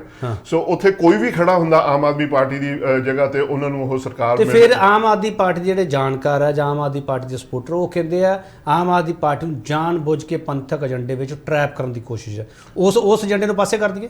ਬਿਲਕੁਲ, ਉਹ ਵੀ ਸਲੋਗਨ ਦੇ ਵਿੱਚ ਹੀ ਫਸ ਰਹੇ ਆ, ਕਿਉਂਕਿ ਜਿਹੜੇ issues Aam Aadmi party election ਤੋਂ ਪਹਿਲਾਂ ਰੇਜ਼ ਕਰ ਰਹੇ ਸੀ, ਉਹਨਾਂ ਨੂੰ ਹੁਣ ਇਸ ਵੇਲੇ ਲੱਗ ਰਿਹਾ ਕਿ ਉਹਦੀ ਰੈਜ਼ੋਲੂਸ਼ਨ ਬਹੁਤ ਮੁਸ਼ਕਲ ਹੈ, ਕਿਉਂਕਿ ਪੰਜਾਬ ਦੇ ਜਿਹੜੇ ਇਸ਼ੂਜ਼ ਨੇ, ਪੰਜਾਬ ਦੇ ਜਿਹੜੇ ਇਕੱਲੇ ਪੰਜਾਬ ਦੇ ਨਹੀਂ, ਬਾਕੀ ਜਿਹੜੇ ਡਿਵੈਲਪਮੈਂਟਲ ਇਸ਼ੂਜ਼ ਨੇ, ਜਿਹੜੇ ਲੋਕਾਂ ਦੇ ਨਾਲ ਰਿਲੇਟਡ ਨੇ, ਜੋ 1947 ਤੋਂ ਬਾਅਦ ਜਿਹੜੀ ਹੁਣ ਤੱਕ ਜਿਹੜੀ ਸਿਆਸਤ ਦੇ ਵਿੱਚ ਜਾਂ ਡਿਵੈਲਪਮੈਂਟ ਦੀ ਜਿਹੜਾ ਏਜੰਡਾ ਰਿਹਾ, ਉਹ ਇੱਕ ਲੌਪਸਾਈਡਡ ਹੈ। ਹੁਣ ਜਿਵੇਂ ਆਪਾਂ ਗੱਲ ਕਰਦੇ ਹਾਂ, ਹੁਣ ਇੱਥੇ ਵੀ ਸਾਡੇ ਦਰਸ਼ਕ ਆਪ ਹੀ ਇਹਦਾ ਫੈਸਲਾ ਕਰ ਲੈਣਗੇ। ਉਹਨਾਂ ਨੇ ਬੜਾ ਸੋਹਣਾ ਜਿਹੜਾ ਪੰਜਾਬ ਦੇ ਲੋਕਾਂ ਨੇ ਇਹਦਾ ਫੈਸਲਾ, ਇਹਦਾ ਨਤਾਰਾ ਕਰਨਾ, ਤੁਸੀਂ ਦੇਖਦੇ ਚੱਲਿਓ ਪੰਜਾਬ ਦੇ ਲੋਕਾਂ ਨੇ ਕਰਨਾ ਕੀ ਹੈ।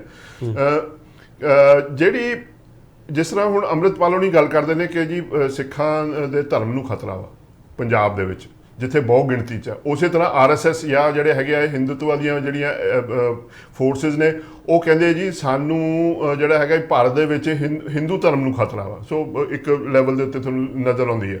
ਫਿਰ ਗੱਲ ਇਹ ਹੈ ਕਿ ਉਹ ਕਹਿੰਦੇ ਜੀ ਹਿੰਦੂ ਧਰਮ ਨੂੰ ਬਚਾਉਣ ਵਾਸਤੇ ਹਿੰਦੂ ਰਾਸ਼ਟਰ ਬਣਾਉਣਾ ਬੜਾ ਜ਼ਬਰਦਸਤ ਜ਼ਰੂਰੀ ਹੈ। ਇਹ ਕਹਿੰਦੇ ਜੀ ਸਿੱਖ ਧਰਮ ਨੂੰ ਬਚਾਉਣ ਵਾਸਤੇ ਖਾਲਿਸਤਾਨ ਬਣਾਉਣਾ ਬੜਾ ਜ਼ਰੂਰੀ ਹੈ, ਜਾਂ ਆਜ਼ਾਦੀ ਲੈਣੀ ਬੜੀ ਜ਼ਰੂਰੀ ਹੈ।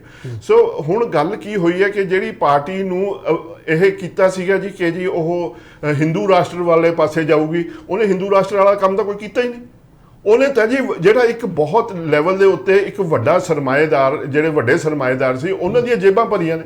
ਲੋਕਾਂ ਦਾ ਜਿਹੜਾ ਹੁਣ ਤੁਸੀਂ ਇਹ ਦੇਖੋ 18% 21% GST ਜਿਹੜੀਆਂ ਆਮ ਚੀਜ਼ਾਂ ਨੇ, ਆਟੇ ਦਾਲ ਦੇ ਉੱਤੇ ਲੱਗ ਗਈਆਂ, ਤੇਲ ਦੇ ਉੱਤੇ ਜਿਹੜੀ ਹੈਗਾ ਐਡੀਬਲ ਆਇਲ ਦੇ ਉੱਤੇ ਆ, ਥੋੜਾ ਜੀਣਾ ਮੁਹਾਲ ਹੁੰਦਾ ਜਾ ਰਿਹਾ। ਇੱਕ ਆਮ ਲੋਕ ਜਿਹੜੇ ਹੈਗੇ ਆ ਉਹ ਗਰੀਬੀ ਰੇਖਾ ਵੱਲ ਨੂੰ ਧੱਕੇ ਜਾ ਰਹੇ ਨੇ। ਇਸ਼ੂ ਤਾਂ ਉਹ ਆ। ਪਰ ਤੁਹਾਨੂੰ ਫਿਰ ਦਿੱਤਾ ਇਹ ਜਾਂਦਾ ਕਿ ਜੀ ਇਹ ਸਾਨੂੰ ਹਿੰਦੂ ਰਾਸ਼ਟਰ ਇਹ ਅੱਜ ਦਾ ਮੁੱਦਾ ਇਹੀ ਹੈ। ਅੰਮ੍ਰਿਤਪਾਲ ਪੰਜਾਬ ਦੇ ਮਸਲੇ ਦਾ ਹੱਲ ਨਹੀਂ, ਪੰਜਾਬ ਦੀਆਂ ਸਮੱਸਿਆਵਾਂ ਦਾ ਹੱਲ ਨਹੀਂ। ਇਹ ਪੰਧੇਰ ਸਾਹਿਬ ਜਿਸ ਤਰੀਕੇ ਨਾਲ ਸਾਰੇ ਮੁੱਦੇ ਨੂੰ ਡੀਕੋਡ ਕਰਦੇ ਪਏ ਆ, ਉਸ ਤੋਂ ਤੁਹਾਨੂੰ ਸਮਝ ਆਉਣਾ ਚਾਹੀਦਾ ਕਿ ਤੁਹਾਡੇ ਤੋਂ ਇਸ਼ੂ ਖੋਇਆ ਜਾ ਰਿਹਾ ਤੇ ਤੁਹਾਨੂੰ ਸਲੋਗਨ ਦਿੱਤੇ ਜਾ ਰਹੇ ਆ। ਜੇ ਸਲੋਗਨ ਹੀ ਸੁਣਨੇ ਆ ਤਾਂ ਫਿਰ ਜਦੋਂ ਚੋਣਾਂ ਆਉਣਗੀਆਂ ਉਦੋਂ ਸਲੋਗਨਸ ਦਾ ਵੀ ਫੈਸਲਾ ਹੋ ਜਾਊਗਾ ਕਿ ਪੰਜਾਬ ਖੜਾ ਕਿੱਥੇ ਹੈ। ਵਾਪਸ ਆ ਰਹੇ ਪਹਿਲਾਂ ਤੇ ਇੱਥੇ ਸਾਰੇ ਹੀ ਬੰਦੇ ਜਿੰਨੇ ਆਏ ਤੁਹਾਨੂੰ ਸਾਰਿਆਂ ਨੂੰ ਪ੍ਰਤਾਖਿਆ ਵੀ ਅਸੀਂ ਗੁਲਾਮ ਆ। ਜੇ ਕੋਈ ਅਜੇ ਵੀ ਆਪਣੇ ਆਪ ਨੂੰ ਆਜ਼ਾਦ ਸਮਝਦਾ ਹੈ ਤੇ ਮੈਂ ਬੇਨਤੀ ਕਰੂੰਗਾ ਕਿ ਉਹਦੇ ਮੂੰਹ ਤੇ ਪਾਣੀ ਦੇ ਛਿੱਟੇ ਮਾਰੋ, ਮਾੜੇ ਜਿਹੇ ਨੂੰ ਹੋਸ਼ ਆਵੇ, ਕਿਉਂਕਿ ਸਾਡੇ ਤੇ ਜਿਹੜੀ ਗੁਲਾਮੀ ਹੈ ਉਹ ਹੁਣ ਸਿਰ ਤੋਂ ਪਾਣੀ ਵੀ ਲੰਘ ਗਿਆ।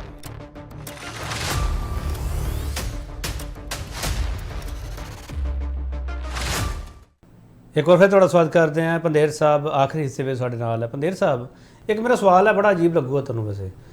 ਜਦੋਂ ਪੰਜਾਬ ਦੀ ਆਜ਼ਾਦੀ ਦੀ ਗੱਲ, ਖਾਲਿਸਤਾਨ ਦੀ ਗੱਲ ਹੁੰਦੀ ਹੈ, ਇਹ ਸਰਹੱਦ ਪਾਰ ਤੋਂ ਹੁੰਦੀ ਹੈ, ਵਿਦੇਸ਼ਾਂ 'ਚ ਬੈਠੇ ਲੋਕਾਂ ਵੱਲੋਂ ਹੁੰਦੀ ਹੈ ਜ਼ਿਆਦਾਤਰ।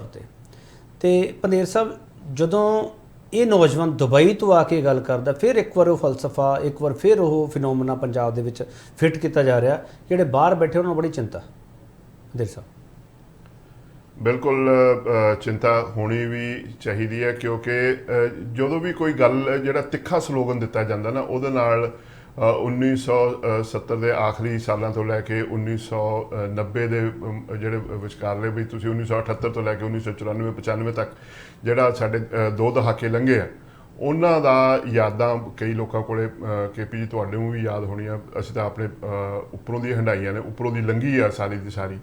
ਸੋ ਉਹ ਯਾਦ ਆਉਣਾ ਸ਼ੁਰੂ ਹੋ ਜਾਂਦਾ। ਪਰ ਮੇਰੇ ਹਿਸਾਬ ਦੇ ਨਾਲ ਉਹਦੇ ਨਾਲ ਕੋਈ ਲੈਣਾ ਦੇਣਾ ਨਹੀਂ ਹੈ, ਕੋਈ ਕੰਪੈਰੀਜ਼ਨ ਨਹੀਂ ਹੈ। ਕਈ ਲੋਕਾਂ ਨੂੰ ਵਹਿਮ ਜ਼ਰੂਰ ਹੈਗੇ ਆ ਜਿਹੜੇ ਐਕਟਰਸ ਨੇ ਕਿ ਅਸੀਂ ਉਹੋ ਜਿਹਾ ਇੱਕ ਮਾਹੌਲ ਫੇਰ ਸਿਰਜ ਲਾਂਗੇ।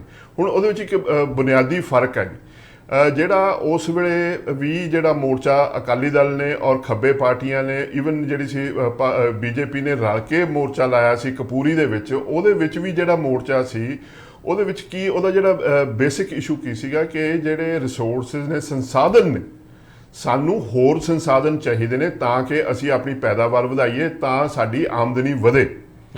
ਹੁਣ ਜਿਸ ਦਿਨ ਦੀ ਆਹ ਗਲੋਬਲਾਈਜੇਸ਼ਨ ਦਾ ਜਿਹੜਾ ਏਜੰਡਾ, ਜਿਹੜੀਆਂ ਨਵੀਆਂ ਆਰਥਿਕ ਨੀਤੀਆਂ ਆਈਆਂ ਨੇ, ਉਸ ਤੋਂ ਜਿਹੜੀਆਂ ਸਾਰੀ ਵਿਸ਼ਵ ਦੇ ਵਿੱਚ ਨੇ, ਉਹਨਾਂ ਦੀ ਗਲੋਬਲਾਈਜ਼ਡ ਸਿਸਟਮ ਦੇ ਨਾਲ ਇੰਪਲੀਮੈਂਟ ਹੋ ਰਹੀਆਂ ਨੇ, ਉਹਦੇ ਵਿੱਚ ਇਹ ਹੈ ਜਿਹੜੀ ਤੁਸੀਂ ਜਿੰਨੇ ਕੁ ਵੀ ਸੰਸਾਧਨਾਂ ਦੇ ਨਾਲ ਜਿਹੜੀ ਮੌਜੂਦਾ ਤੁਹਾਡੀ ਜਿਣਸ ਹੈ, ਜਿਹੜਾ ਕਿਸਾਨ ਆਪਣੇ ਖੇਤ 'ਚ ਪੈਦਾ ਕਰਦਾ, ਉਹਦੀ ਮੰਡੀਕਰਨ ਕਿੱਥੇ ਹੋਣੀ ਹੈ, ਉਹ ਵੇਚਣੀ ਕਿੱਥੇ। ਤੁਸੀਂ ਵਾਰ-ਵਾਰ ਮੰਡੀ ਦਾ ਜ਼ਿਕਰ ਕਰਦੇ ਪਿਓ, ਇਹ ਮੀਡੀਆ ਦੀ ਮੰਡੀ ਨੂੰ ਵੀ ਬੜਾ ਰਾਸ ਆ ਰਿਹਾ। ਬਿਲਕੁਲ, ਜਿਹੜੀ ਇਹ ਮੌਜੂਦਾ ਜਿਹੜਾ ਹੈਗਾ ਜੀ, ਕੋਈ ਕੰਮ ਨਹੀਂ ਕਰਨਾ ਪੈਂਦਾ ਜੀ, ਕਿਸੇ ਦਾ ਇੱਕ ਦਾ ਬਾਈਟ ਲਿਆ, ਦੂਜੇ ਦਾ ਬਾਈਟ ਲਿਆ, ਤੁਸੀਂ ਕੀ ਕਹਿਣਾ ਜੀ, ਉੱਥੇ ਉਹ ਕੰਮ ਕੇ ਕਾਮਰ ਵਾਲੀ ਪਵਾ ਲੇ। ਔਰ ਇਸੇ ਕਾਰਨ ਕਰਕੇ ਜਿਹੜਾ ਹੈਗਾ ਇਸ ਜਿਹੜਾ ਰੁਝਾਨ ਹੈ, ਇਸ ਤੋਂ ਮੀਡੀਆ ਵੀ ਨਹੀਂ ਹਟ ਰਿਹਾ ਸਿਆਸੀ ਪਾਰਟੀਆਂ ਵਾਂਗੂ।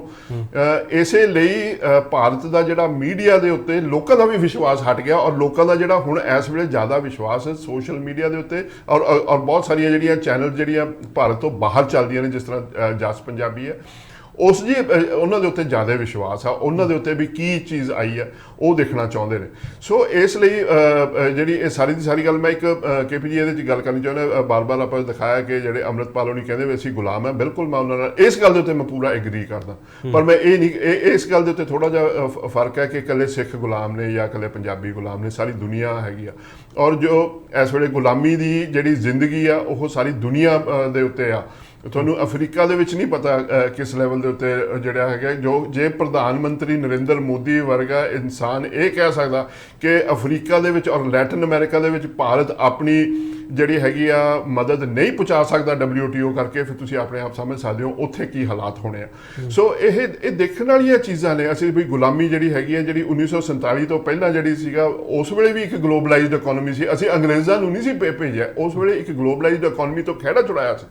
ਔਰ ਸਰਦਾਰ ਮਨਮੋਹਨ ਸਿੰਘ ਉਹਨਾਂ ਦੀ ਦੇਣ ਇਹ ਹੈ ਕਿ ਭਾਰਤ ਨੂੰ ਉਹਨਾਂ ਨੇ ਬਤੌਰ ਫਾਈਨਾਂਸ ਮਿਨਿਸਟਰ, ਫਿਰ ਪ੍ਰਾਈਮ ਮਿਨਿਸਟਰ, ਉਹਨਾਂ ਨੇ ਜੀ ਸਾਨੂੰ ਇੱਕ ਹੋਰ ਗਲੋਬਲਾਈਜ਼ਡ ਇਕੋਨਮੀ 'ਚ ਧਕੇਲਤਾ, ਤੇ ਔਰ ਉਸ ਦਾ ਅਸੀਂ ਖਮਿਆਜ਼ਾ ਭੁਗਤ ਰਹੇ ਹਾਂ। ਅੰਮ੍ਰਿਤਪਾਲ ਉਹਨਾਂ ਨੇ ਜੇ ਇਹ ਸਿਆਸਤ ਕਰਨੀ ਆ, ਕੱਲੀ ਇੱਕ ਛੋਟੀ ਜੀ ਵਿੰਡੋ ਨਹੀਂ ਖੋਲਣੀ ਪੈਣੀ, ਉਹਨਾਂ ਨੂੰ ਵਿਊ ਜਿਹੜਾ ਹੈਗਾ ਜੀ 180 ਡਿਗਰੀ ਦਾ ਵਿਊ ਲੈਣਾ ਪੈਣਾ ਕਿ ਜਿਹੜੀ ਪੰਜਾਬੀ ਕਮਿਊਨਿਟੀ, ਖਾਸ ਤੌਰ ਤੇ ਸਿੱਖਾਂ ਦੀ ਕਮਿਊਨਿਟੀ, ਜਿਹੜਾ ਪੰਜਾਬੀਆਂ ਦਾ ਇੱਕ ਕਾਮੇਡੀਅਨ ਇਹ ਕਹਿੰਦੇ ਹੁੰਦੇ ਸੀ ਪੰਜਾਬੀਆਂ ਦਾ ਸਪੈਸ਼ਲ ਐਡੀਸ਼ਨ ਨੇ, ਜਿੱਡੀ ਗਲੋਬਲਾਈਜ਼ਡ ਇਹ ਕਮਿਊਨਿਟੀ ਆ, ਇਹ ਗਲੋਬਲ ਇਸ਼ੂਜ਼ ਦੇ ਨਾਲ ਵੀ ਲਿੰਕਡ ਆ। ਜੇ ਉਹਦਾ ਲੀਡਰ ਬਣਨਾ ਵਾ ਤਾਂ ਉਹਨਾਂ ਇਸ਼ੂਜ਼ ਨੂੰ ਐਡਰੈਸ ਕਰਨਾ ਪੈਣਾ, ਉਹਨਾਂ ਨੂੰ ਸਮਝਣਾ ਵੀ ਪੈਣਾ। ਅਮਰਤਪਾਲ ਸਿੰਘ ਦੀ ਜਾਂਚ ਕਿਉਂ ਹੋਣੀ ਚਾਹੀਦੀ ਹੈ? ਜਾਂਚ ਤਾਂ ਹਾਲੇ ਤਾਂ ਉਹਨਾਂ ਨੇ ਕੀਤਾ ਹੀ ਕੱਖ ਨਹੀਂ, ਦੋ ਬਿਆਨ ਜੇ ਨੇ ਉਹਦੇ 'ਚ ਤਾਂ ਕੋਈ ਜਾਂਚ ਨਹੀਂ। ਆਈ ਥਿੰਕ ਅੰਮ੍ਰਿਤਪਾਲ ਨੂੰ ਟਾਈਮ ਦੇਣਾ ਚਾਹੀਦਾ। ਜਾਂਚ ਕਿਸ ਗੱਲ ਦੀ? ਔਰ ਬਹੁਤ ਸਾਰੇ ਲੋਕੀ ਜਿਹੜੇ ਕਰਦੇ ਆ, ਜਿਹੜੇ ਇਹ ਕਹਿੰਦੇ ਕਿ ਉਹ ਏਜੰਸੀਆਂ ਦਾ ਆਦਮੀ ਹੈ, ਤੇ ਜੇ ਏਜੰਸੀਆਂ ਦਾ ਆਦਮੀ ਹੈ ਤੇ ਫਿਰ ਤਾਂ ਉਹਨਾਂ ਨੇ ਜਾਂਚ ਕਰਕੇ ਹੀ ਰੱਖਿਆ ਹੋਣਾ, ਤੇ ਜੇ ਏਜੰਸੀਆਂ ਦਾ ਆਦਮੀ ਨਹੀਂ ਹੈਗਾ ਫਿਰ ਹੁਣ ਤੱਕ ਉਹਨੂੰ ਧਰ ਲੈਣਾ ਸੀ ਉਹਨਾਂ ਨੇ ਲੋਕਾਂ ਨੇ। ਫਿਰ ਕੰਟਰਾਡਿਕਟ ਹੋ ਰਹੇ ਨਾ ਦੋਨੋਂ ਚੀਜ਼ਾਂ, ਮੈਂ ਤਾਂ ਹੀ ਪੁੱਛ ਰਿਹਾ। ਬਿਲਕੁਲ, ਇਸ ਲਈ ਜਿਹੜੇ ਹੈਗੇ ਮੈਂ ਉਹੀ ਤੁਹਾਡੇ ਨਾਲ ਗੱਲ, ਜੇ ਏਜੰਸੀਆਂ ਦਾ ਬੰਦਾ ਏਜੰਸੀਆਂ ਤੋਂ ਕਹਿੰਦੇ ਜਾਂਚ ਕਰੋ, ਹਾਂਜੀ ਉਹ ਏਜੰਸੀਆਂ ਜਾਂਚ ਕਰੇ, ਉਹ ਕਿਉਂ ਕਰਨਗੀਆਂ? ਜੇ ਉਹ ਏਜੰਸੀਆਂ ਦਾ ਬੰਦਾ ਨਾ ਹੁੰਦਾ ਹੁਣ ਨੂੰ ਤਾਂ ਧਰ ਲੈਣਾ ਸੀ ਉਹਨਾਂ ਨੇ। ਜਿਹੜੀ ਹੈਗੀ ਆ ਯੂਆਪਾ ਲੱਗ ਜਾਣੀ ਸੀ, ਉਹ ਜਿਹੜੀ ਆ ਕਿੰਨੇ ਕਾਨੂੰਨ ਨੇ ਲੋਕਾਂ ਨੂੰ ਬੋਲਣ ਨਹੀਂ ਦਿੰਦੇ। ਸਾਡੇ ਕਈ ਲੀਡਰ ਨੇ ਜਦੋਂ ਬੋਲਦੇ ਨੇ ਉਹਨਾਂ ਨੂੰ ਫੜ ਕੇ ਕਦੇ ਐਨਫੋਰਸਮੈਂਟ ਡਾਇਰੈਕਟਰੇਟ, ਕਦੇ ਕੁਝ ਉਹ ਕੁਝ ਵੀ ਨਹੀਂ ਹੁੰਦਾ। ਸੋ ਜਿਹੜੀ ਹੈਗੀ ਆ ਇੱਕ ਇਹਦੇ ਵਿੱਚ ਫਿਰ ਅਸੀਂ ਉਸੇ ਸਲੋਗਨਸ ਦੇ ਵਿੱਚ ਹੀ ਫਸ ਰਹੇ ਹਾਂ। ਗੱਲ ਇਹ ਹੈ ਕਿ ਜਿਹੜੀ ਕਿਸਾਨੀ ਅੰਦੋਲਨ ਵੇਲੇ ਸਿਆਸਤ ਜਿਹੜੀ ਹੈ ਆਮ ਲੋਕਾਂ ਦੇ ਹੱਥ 'ਚ ਆਈ ਹੋਈ ਆ। ਇਸ ਵੇਲੇ ਆਮ ਲੋਕ ਡਿਕਟੇਟ ਕਰ ਰਹੇ ਆ ਪੋਲੀਟੀਕਲ ਜਿਹੜਾ ਏਜੰਡਾ, ਉਸ ਨੂੰ ਵਾਪਸ ਜਿਹੜੀ ਹੈਗੀ ਆ ਇੱਕ ਗੰਦੀ ਸੌੜੀ ਰਾਜਨੀਤੀ ਦੇ ਨਾਲ ਜਿਹੜੀਆਂ ਐਸਟੈਬਲਿਸ਼ ਪੋਲੀਟੀਕਲ ਪਾਰਟੀਆਂ ਨੇ ਉਹ ਆਪਣੀ ਖੁਸ਼ੀ ਹੋਈ ਜ਼ਮੀਨ ਵਾਪਸ ਲੈਣਾ ਚਾਹੁੰਦੀਆਂ ਨੇ। ਉਸ ਇਸ਼ੂ ਨੂੰ ਸਮਝਣਾ ਚਾਹੀਦਾ। ਉਹ ਅੰਮ੍ਰਿਤਪਾਲ ਉਹਨਾਂ ਨੂੰ ਵੀ ਸਮਝਣਾ ਪਊਗਾ, ਲੋਕਾਂ ਨੂੰ ਵੀ ਸਮਝਣਾ ਪੈਣਾ ਕਿ ਅਸੀਂ ਸਲੋਗਨ 'ਚ ਨਾ ਫਸੀਏ, ਇਸ਼ੂ ਤੇ ਆਈਏ। ਇੱਕ ਹੋਰ ਕਹਿੰਦੇ ਆ ਕਿ ਪੰਜਾਬ ਦਾ ਨੌਜਵਾਨ ਬਾਹਰ ਜਾ ਰਿਹਾ, ਦੂਜੇ ਪਾਸੇ ਕਹਿੰਦੇ ਪੰਜਾਬ ਦਾ ਨੌਜਵਾਨ ਅੰਮ੍ਰਿਤਪਾਲ ਦੇ ਪਿੱਛੇ ਨਾ ਲੱਗ ਜਾਵੇ। ਜੇ ਪੰਜਾਬ ਦਾ ਜਿਹੜਾ ਨੌਜਵਾਨ ਆ ਬਾਹਰ ਨਾ ਜਾਂਦਾ, ਅਸੀਂ ਇੱਕ ਪਾਸੇ ਤਾਂ ਇਹ ਦੇਖਿਆ ਕਿ ਜੀ ਮੈਨੂੰ ਯਾਦ ਨਹੀਂ ਹੈ ਕਿਸੇ ਹੋਰ ਕੋਈ ਵੀ ਅੰਦੋਲਨ ਦਾ ਇਹ ਜਿਹੜਾ ਸੀਗਾ ਜੀ ਐਸਪੈਕਟ, ਕਿ ਸ਼ਾਇਦ ਹੀ ਕੋਈ ਜਿਹੜੀ ਹੈਗੀ ਆ ਦੇਸ਼ ਦੀ ਕੈਪੀਟਲ ਹੋਵੇ ਜਿੱਥੇ ਭਾਰਤੀ ਕਿਸਾਨਾਂ ਨੇ, ਖਾਸ ਕਰ ਪੰਜਾਬੀ ਜਿਹੜੇ ਨੌਜਵਾਨ ਨੇ, ਉਹਨਾਂ ਨੇ ਕਿਸਾਨ ਅੰਦੋਲਨ ਵੇਲੇ ਕਿਸਾਨੀ ਝੰਡੇ ਲੈ ਕੇ ਅੰਦੋਲਨ ਨਾ ਕੀਤਾ ਹੋਵੇ। ਉਹਨਾਂ ਨੇ ਹਰ ਇੱਕ ਉਹਦੇ ਵਿੱਚ ਕੀਤਾ, ਔਰ ਜਿਹੜਾ ਕਿਸਾਨ ਅੰਦੋਲਨ ਸੀ ਉਹਨੂੰ ਵੀ ਗਲੋਬਲਾਈਜ਼ ਕਰਕੇ ਰੱਖਤਾ ਜੀ ਉਹਨਾਂ ਨੇ। ਜੇ ਉਹ ਨਾ ਗਏ ਹੁੰਦੇ, ਔਰ ਪੰਜਾਬੀ ਪਿਛਲੇ 150 ਸਾਲ ਤੋਂ ਜਾ ਰਹੇ ਆ, ਜੇ ਪੰਜਾਬੀ ਨਾ ਜਾਂਦੇ ਤਾਂ ਸਾਨੂੰ ਕਾਮਾਗਾਟਾ ਮਾਰੂ ਨਹੀਂ ਸੀ ਮਿਲਣਾ, ਸਾਨੂੰ ਕਰਤਾਰ ਸਿੰਘ ਸਰਾਭਾ ਨਹੀਂ ਸੀ ਮਿਲਣਾ, ਸਾਨੂੰ ਬਹੁਤ ਸਾਰੇ ਸਾਡੇ ਜਿਹੜੇ ਹੈਗੇ ਆ ਫਰੀडम ਫਾਈਟਰਸ ਸਾਨੂੰ ਨਹੀਂ ਸੀ ਮਿਲਣੇ। ਅਮਰਤਪਾਲ ਸਿੰਘ ਦਾ ਵਿਰੋਧ ਹੋਵੇ ਤਾਂ ਕਿਉਂ ਹੋਵੇ, ਅਮਰਤਪਾਲ ਸਿੰਘ ਦੀ ਹਮਾਇਤ ਹੋਵੇ ਤਾਂ ਕਿਉਂ ਹੋਵੇ? ਅੰਮ੍ਰਿਤਪਾਲ ਉਹਨਾਂ ਦਾ ਵਿਰੋਧ ਜਿਹੜਾ ਹੈਗਾ ਜੀ, ਕਿਉਂਕਿ ਬਹੁਤ ਹੀ ਜਿਹੜੀ ਸਿਆਸਤ ਨੂੰ ਨੈਰੋ ਕਰਨ ਦੀ ਕੋਸ਼ਿਸ਼ ਕਰ ਰਹੇ ਆ, ਔਰ ਬਹੁਤ, ਜਿਸ ਤਰ੍ਹਾਂ ਪਹਿਲਾਂ ਗੱਲ ਕੀਤੀ ਹੈ, ਸਲੋਗਨੇਰਿੰਗ ਦੇ ਉੱਤੇ ਸਲੋਗਨ ਦੇ ਉੱਤੇ ਹੀ ਵਿਵਾਦ ਕਰਨਾ ਚਾਹੁੰਦੇ ਆ, ਇਸ਼ੂਜ਼ ਦੇ ਉੱਤੇ। ਉਹ ਕਹਿੰਦੇ ਆ ਜੀ ਪੰਜਾਬ ਦੇ ਜਿਹੜੇ ਇਸ਼ੂਜ਼ ਨੇ, ਕਿਹੜੇ ਇਸ਼ੂਜ਼ ਨੇ ਜਿਹੜੇ ਉਹਨਾਂ ਨੂੰ ਇਹ ਸਪਸ਼ਟ ਕਰਨਾ ਚਾਹੀਦਾ ਕਿ ਪੰਜਾਬ ਦੇ ਕਿਹੜੇ ਇਸ਼ੂਜ਼ ਨੇ ਜਿਹੜੇ ਸਿਰਫ ਖਾਲਿਸਤਾਨ ਬਣੇ ਤੇ ਹੀ ਰਿਜ਼ੋਲਵ ਹੁੰਦੇ ਨੇ, ਤੇ ਜਾਂ ਫਿਰ ਉਹ ਕੋਈ ਇਹ ਦੱਸਣ ਕਿ ਉਹੋ ਜਿਹਾ ਹੀ ਇਸ਼ੂ ਕਿਤੇ ਲੈਵਲ ਤੇ ਰਿਜ਼ੋਲਵ ਹੋਇਆ ਹੋਵੇ। ਇੱਕ ਪਾਸੇ ਤਾਂ ਦੁਨੀਆ ਦੇ ਵਿੱਚ ਗਲੋਬਲਾਈਜੇਸ਼ਨ, ਹੁਣ ਯੂਰਪੀਅਨ ਯੂਨੀਅਨ ਬਣੀ ਹੈ, ਔਰ ਉਹ ਅਲੱਗ-ਅਲੱਗ ਦੇਸ਼ ਸੀ ਜਿਹੜੇ ਸਦੀਆਂ ਤੋਂ ਅਲੱਗ-ਅਲੱਗ ਸੀ, ਉਹਨਾਂ ਨੇ ਯੂਰਪੀਅਨ ਯੂਨੀਅਨ ਇਕੱਠੀ ਹੋ ਕੇ ਇੱਕ ਯੂਨੀਅਨ ਬਣਾਈ ਹੈ। ਇੱਥੇ ਗੱਲ ਹੋ ਰਹੀ ਹੈ ਕਿ ਸਾਊਥ ਜਿਹੜਾ ਏਸ਼ੀਆ ਜਿਹੜਾ ਹੈਗਾ, ਭਾਰਤ, ਪਾਕਿਸਤਾਨ, ਅਫਗਾਨਿਸਤਾਨ, ਨੇਪਾਲ, ਭੂਟਾਨ, ਜਿਹੜਾ ਹੈਗਾ ਬਰਮਾ, ਉਸ ਤੋਂ ਅੱਗੇ ਵੀ ਉਹ, ਔਰ ਜਿਹੜਾ ਹੈਗਾ ਸਾਊਥ ਈਸਟ ਏਸ਼ੀਆ, ਇਹਨਾਂ ਨੂੰ ਰਲ ਕੇ ਇੱਕ ਇਕਨੋਮਿਕ ਜ਼ੋਨ ਬਣਾਉਣਾ ਚਾਹੀਦਾ। ਉਸ ਦੇ ਵਿੱਚ ਅਸੀਂ ਗੱਲ ਕਰ ਰਹੇ ਹਾਂ ਕਿ ਜੀ ਅਸੀਂ ਉਹਨਾਂ ਚੋਂ ਅਲੱਗ ਹੋ ਕੇ ਚੱਲਣਾ। ਸੋ ਉਸ ਲੈਵਲ ਦੇ ਉੱਤੇ ਤਾਂ ਮੈਂ ਉਹਨਾਂ ਦੀ ਕਰੂੰਗਾ ਮੁਖਾਲਫਤ। ਜਿਹੜੀ ਹੈਗੀ ਆ ਉਹਨਾਂ ਦਾ ਜਿਹੜਾ ਸਮਰਥਨ ਹੈ ਉਹ ਮੈਂ ਇਸ ਗੱਲ ਤੇ ਕਰੂੰਗਾ ਜਿਹੜੀ ਉਹ ਗੱਲ ਕਰਦੇ ਆ, ਜਿਹੜਾ ਯੂਥ ਦੇ ਵਿੱਚ ਜਿਹੜਾ ਜਿਸ ਤਰ੍ਹਾਂ ਰੁਝਾਨ ਹੈ ਨਸ਼ਿਆਂ ਦਾ।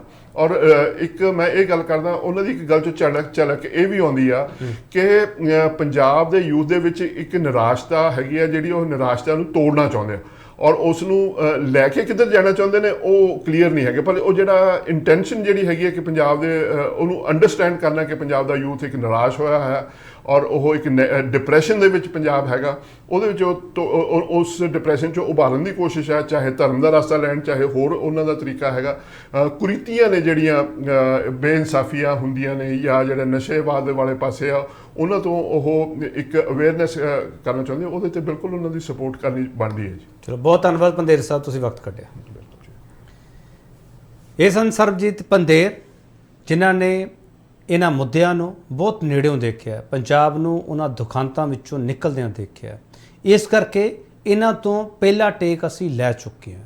ਪਰ ਅਮਰਤਪਾਲ ਸਿੰਘ ਦੀ ਜਿਹੜੀ ਹਮਾਇਤ ਵੀ ਕਰਦੇ ਆ, ਜਿਹੜੇ ਵਿਰੋਧ ਵੀ ਕਰਦੇ ਆ, ਉਹਨਾਂ ਨੂੰ ਇਹ ਮੰਚ ਖੁੱਲ੍ਹਾ ਸੱਦਾ ਦਿੰਦਾ ਹੈ, ਜਦੋਂ ਤੁਸੀਂ ਮਰਜ਼ੀ ਆਓ, ਸੰਵਾਦ ਰਚਾਓ। ਵਿਵਾਦ ਕਿਉਂ ਕਰ ਰਹੇ ਹੋ? ਕਿਉਂਕਿ ਬਾਬੇ ਨਾਨਕ ਦਾ ਸੰਵਾਦ ਗੋਸ਼ਟੀਆਂ ਦਾ ਜ਼ਿਕਰ ਕੀਤਾ ਸੀਗਾ। ਜੇ ਤੁਸੀਂ ਵਿਵਾਦ ਕਰਨਾ ਤਾਂ ਪੰਜਾਬ ਨੂੰ ਉਸ ਰਾਹ ਤੇ ਧੱਕਣ ਦੀ ਕੋਸ਼ਿਸ਼ ਹੈ ਤੁਹਾਡੀ, ਜਿਹੜੇ ਰਾਹ ਤੋਂ ਪੰਜਾਬ ਵਾਪਸ ਆਇਆ। ਜੇ ਪੰਜਾਬ ਨੂੰ ਉਸ ਰਾਹ ਤੇ ਤੁਸੀਂ ਧੱਕਣਾ ਚਾਹੁੰਦੇ ਹੋ, ਫਿਰ ਤੁਸੀਂ ਇਹਦਾ ਮਤਲਬ ਵੋਟਾਂ ਦੀ ਖੇਤੀ ਪੰਜਾਬ 'ਚੋਂ ਭਾਲਦੇ ਹੋ। ਤੇ ਜੇ ਪੰਜਾਬ ਦੇ ਮਸਲੇ ਹੱਲ ਕਰਨਾ ਚਾਹੁੰਦੇ ਹੋ, ਫਿਰ ਸਲੋਗਨ ਨਹੀਂ, ਇਸ਼ੂ ਦੀ ਗੱਲ ਸ਼ੁਰੂ ਕਰੋ। ਬਹੁਤ ਧੰਨਵਾਦ।